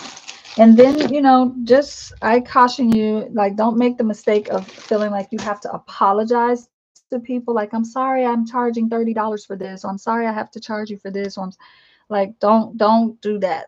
Like, give yourself permission to charge and to trust that people, your right people, don't need you to explain why you need to eat and feed yourself. Right? Your people, your right people, they will understand. You don't need to explain it, right? You don't need to justify why you also need to pay your bills and eat, and this is your livelihood, right? And I know that I'm going to go back to the whole coaching thing too. Like, I think it's important to vet your coach, ask questions. Like, don't just take a person's word for what they're telling you they've done and have achieved in their business. Do your research on them. I'm trying to get the camera to focus, y'all. I don't know why it's being so wonkadoodle today. Why? Is it the lighting today?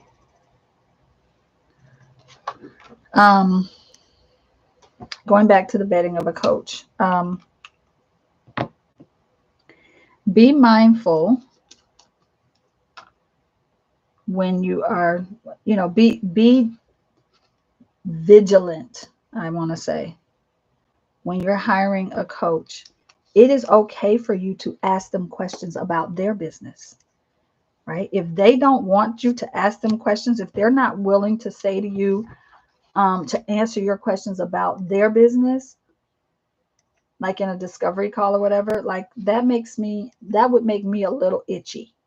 Like that would you things like if they don't want to tell you how long they've been in business, if they don't want to tell you things like, have you ever taken out a business loan? Have you ever filed for bankruptcy? Have you ever, like, ask questions of your coach, because I would like to know those things. It doesn't make me less likely to hire you if you say you've had to file for bankruptcy. It makes me go, okay, this person has experienced some stuff. They understand the ups and downs. I'm gonna use Tina's words, the woes of being in business. It doesn't mean I'm gonna not hire that person. I just like to know who I'm dealing with, right?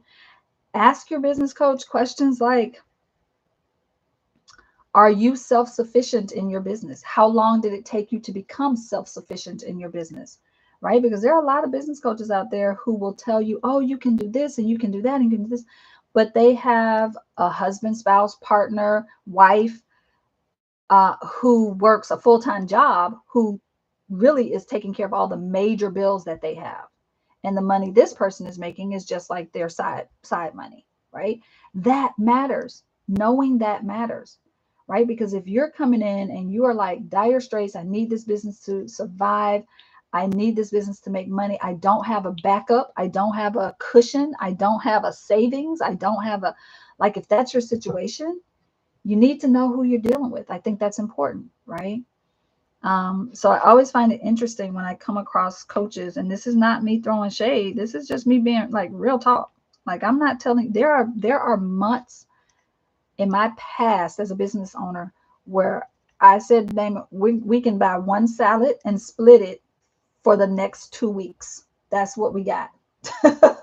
Right? I've been there. Right. We've also been where at the beginning of my business, Damon had a full-time job, and his job paid for the majority of our bills. And so there wasn't a lot of stress and strain on me having to perform and have all the things, right? And also, when he got laid off from his job, my business was the only thing keeping us afloat, what I had built up to that point, right? So I can speak on it from both sides of that fence. So I think it's important to just know who you're working with, because I kind of get itchy when I hear business coaches out there saying, um, and you can do this and you can do that. Oh, I was in a coaching group once where the woman there was a lady who was really struggling financially. She was trying all the things. She was, and then she hit a wall and she wasn't generating enough income to like pay her bills. And the woman was like, well, can't you just gather up some clothes and go sell them to a consignment shop? Can't you go sell books to use bookstore? Like, she was giving her all these. And I'm like, right, I see the sort of practical something in that, but also, I questioned that advice. I was like, is that? And then somebody in the group said, have you ever done that? Asked the coach, have you ever done that? And she was like, no, but it seems like it would be a viable solution. And I was like, wow, interesting. So all I'm saying is, hire somebody who can help you, but who also will be honest with you about what their journey has been. And just be mindful. All right. Tina says, I think I got caught in the client versus end user trap. The no money having kids I teach versus the parents who are now used to Miss Tina teaching their kids for free. Yeah, the switch is different. The shift is difficult. I can't see that word there because it's hidden by there's a heart there that's hiding shift. Okay. The shift is difficult. Yeah. Oh, that's, you know, when you work with kids, and this is something I learned pretty early on. When you work with kids, the children are they're not your customer, unfortunately, right? They're the people you serve, but they're not, the person paying you is your customer. And so if you're working with kids, their parents are actually, so when you write your marketing, you're really writing the marketing for the parent. You're not writing the marketing for the kid. The kid isn't paying you a darn thing. You're creating the content for the kid, right? And that part is there's a big distinction there. So those of you who are thinking about or currently working with children as your business, yeah.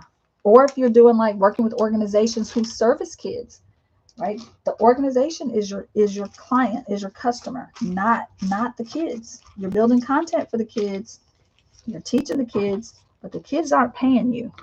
Whoever's paying you is who your marketing needs to be for, you know. Um, so yeah. I don't know. I want to just pause for a minute and see if I've answered. I want to just think through whether I've answered this question, the question the person was asking me initially. What I would do differently if I was starting out, yeah, I would. So if I could not right out of the gate hire someone, because I know that that's not always true. Like if you haven't made any money, how can you justify spending money? And I know there's a lot of rhetoric out there that's like you got to spend money to make money. Mm-hmm. Okay. Okay. I think that is, yeah, you could say that, but if a person doesn't have money, they can't spend what they don't have. You know what I mean? So I think that saying um, can do some disservice to folks. Let's just name that. Come on with the camera. I don't even know why it's doing this today, y'all. I think, like I said, I think it's the lighting today is weird. And y'all are seeing all my. Here, let me do some shifting of my lighting in here real quick. We're almost done anyway. We're almost done. I don't know why it won't focus.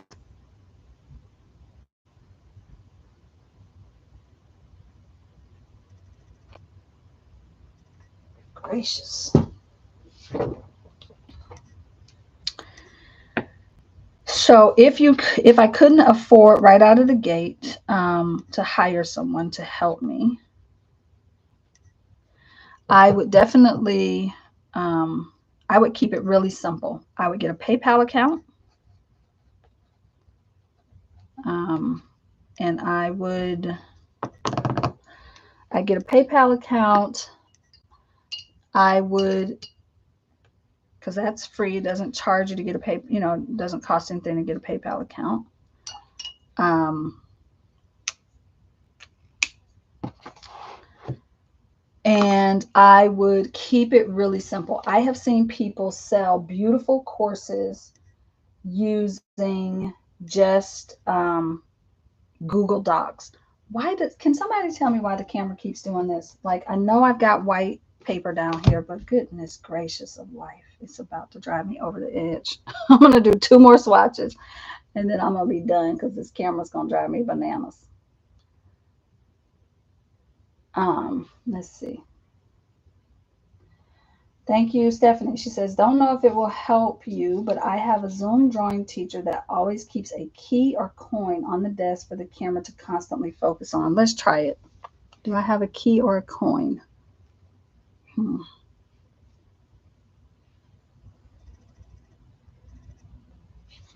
Yeah, because that's about to drive me over the edge that it keeps doing this. All right, key or coin? Don't have a key. Don't have a coin. What else could I use, y'all? Let's try.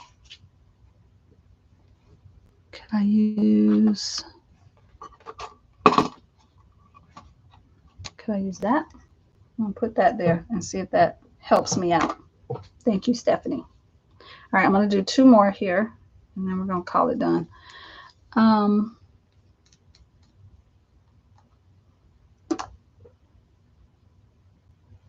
I lost my train of thought too. Where was I? Oh, if I could not afford right out of the gate to like hire someone and, ooh, that's a pretty purple. What is this? I am digging it. It's giving me all the feels. Wow, that is a really deep purple. It feels like it's supposed to go into this pen. What y'all think? Mm-hmm. This purple pen. I think they're supposed to go together. I think they're best. They're BFFs. That's happening. When I get off this call, I'm gonna clean that pen, and it's getting that. It's getting that. That is Diamine Winter Miracle. Yeah.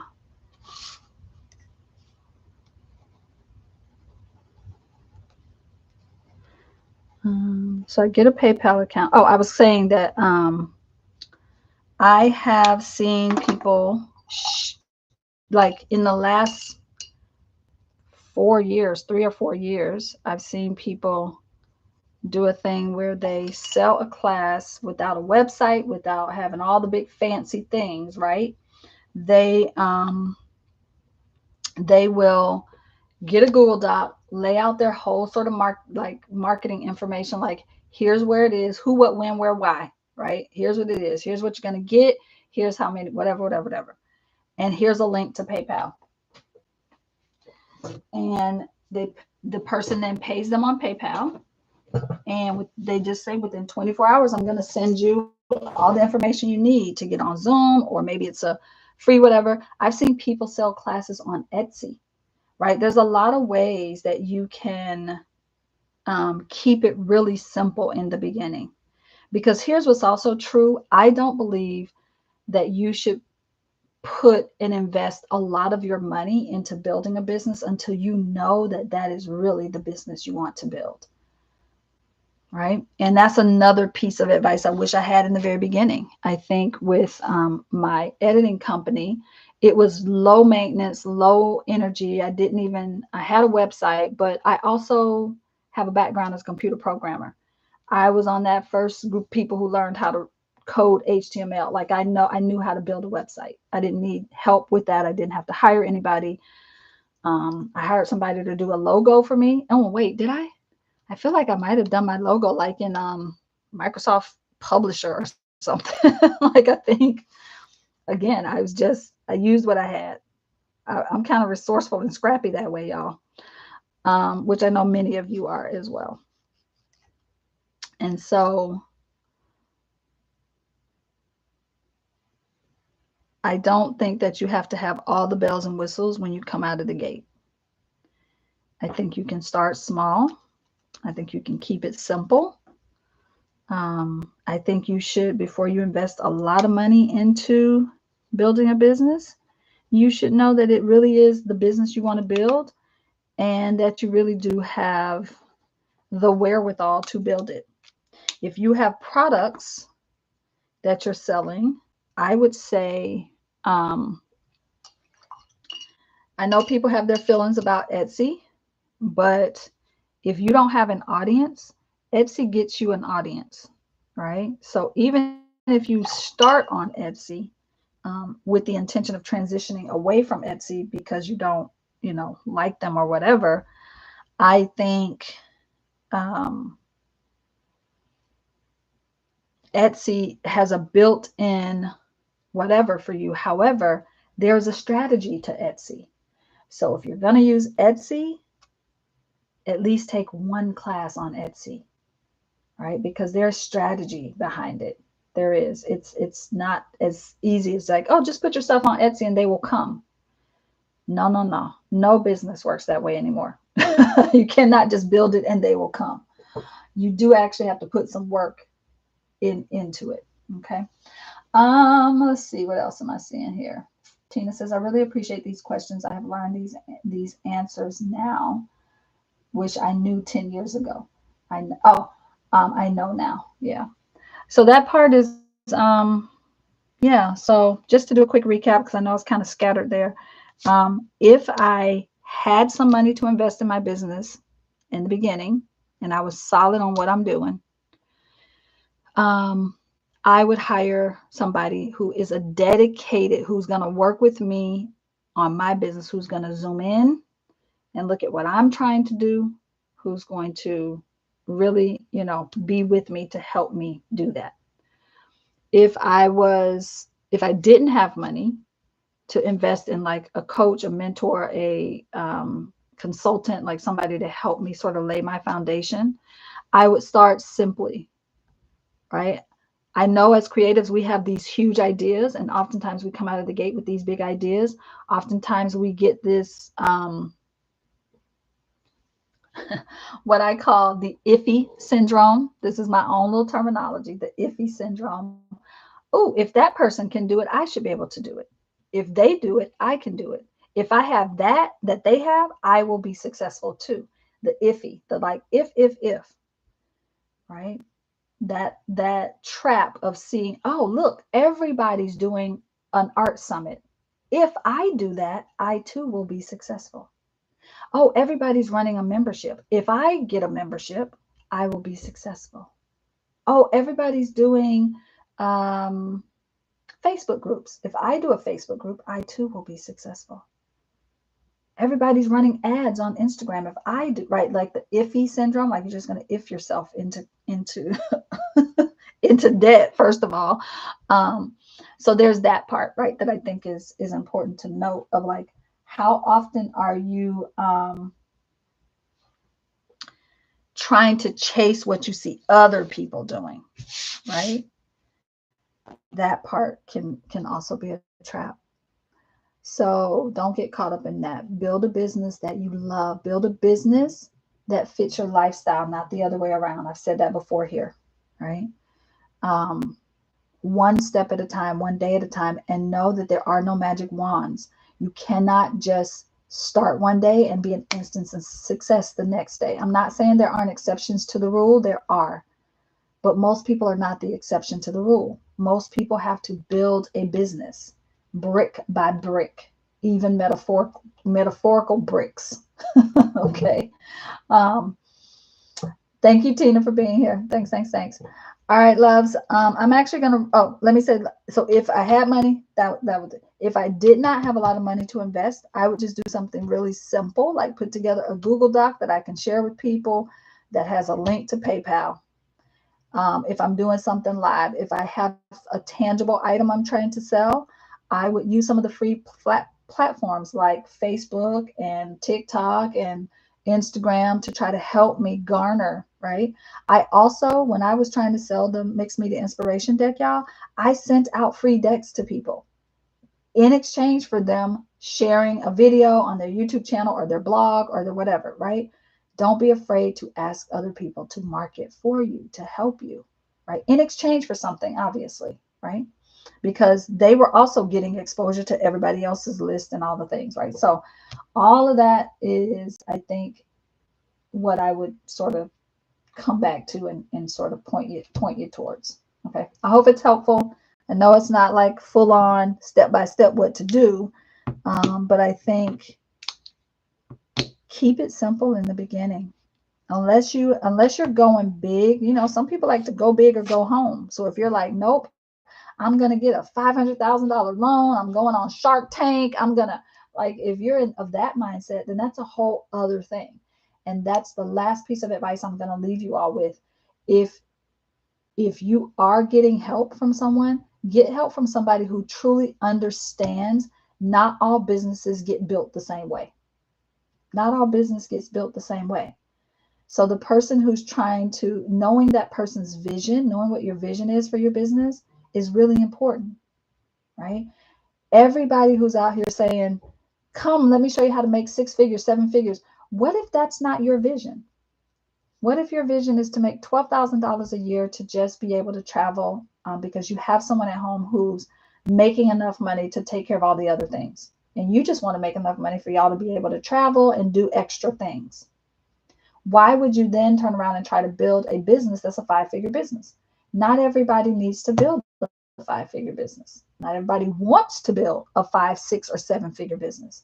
Not everybody wants to have a 5-figure launch. Some people, and it's not about a lack of motivation or a lack of ambition.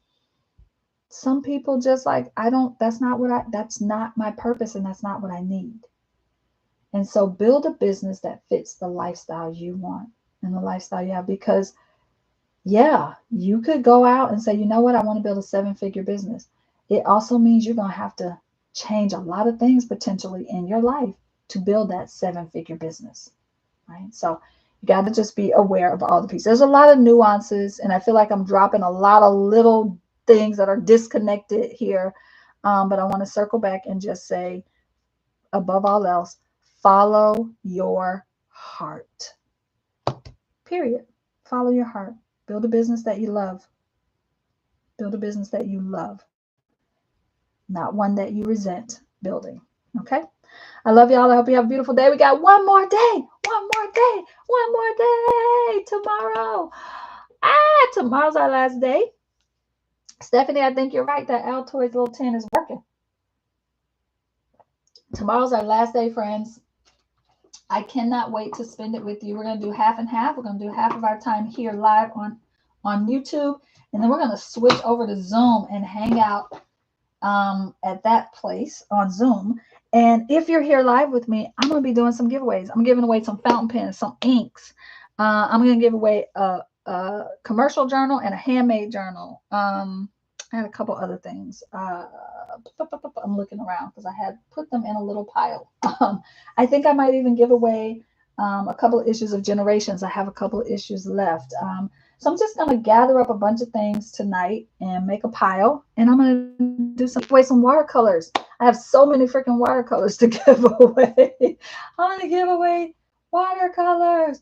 And after tomorrow, I will be, my plan is to, I don't have a set schedule in this moment, but my plan after tomorrow is to show up live on Instagram.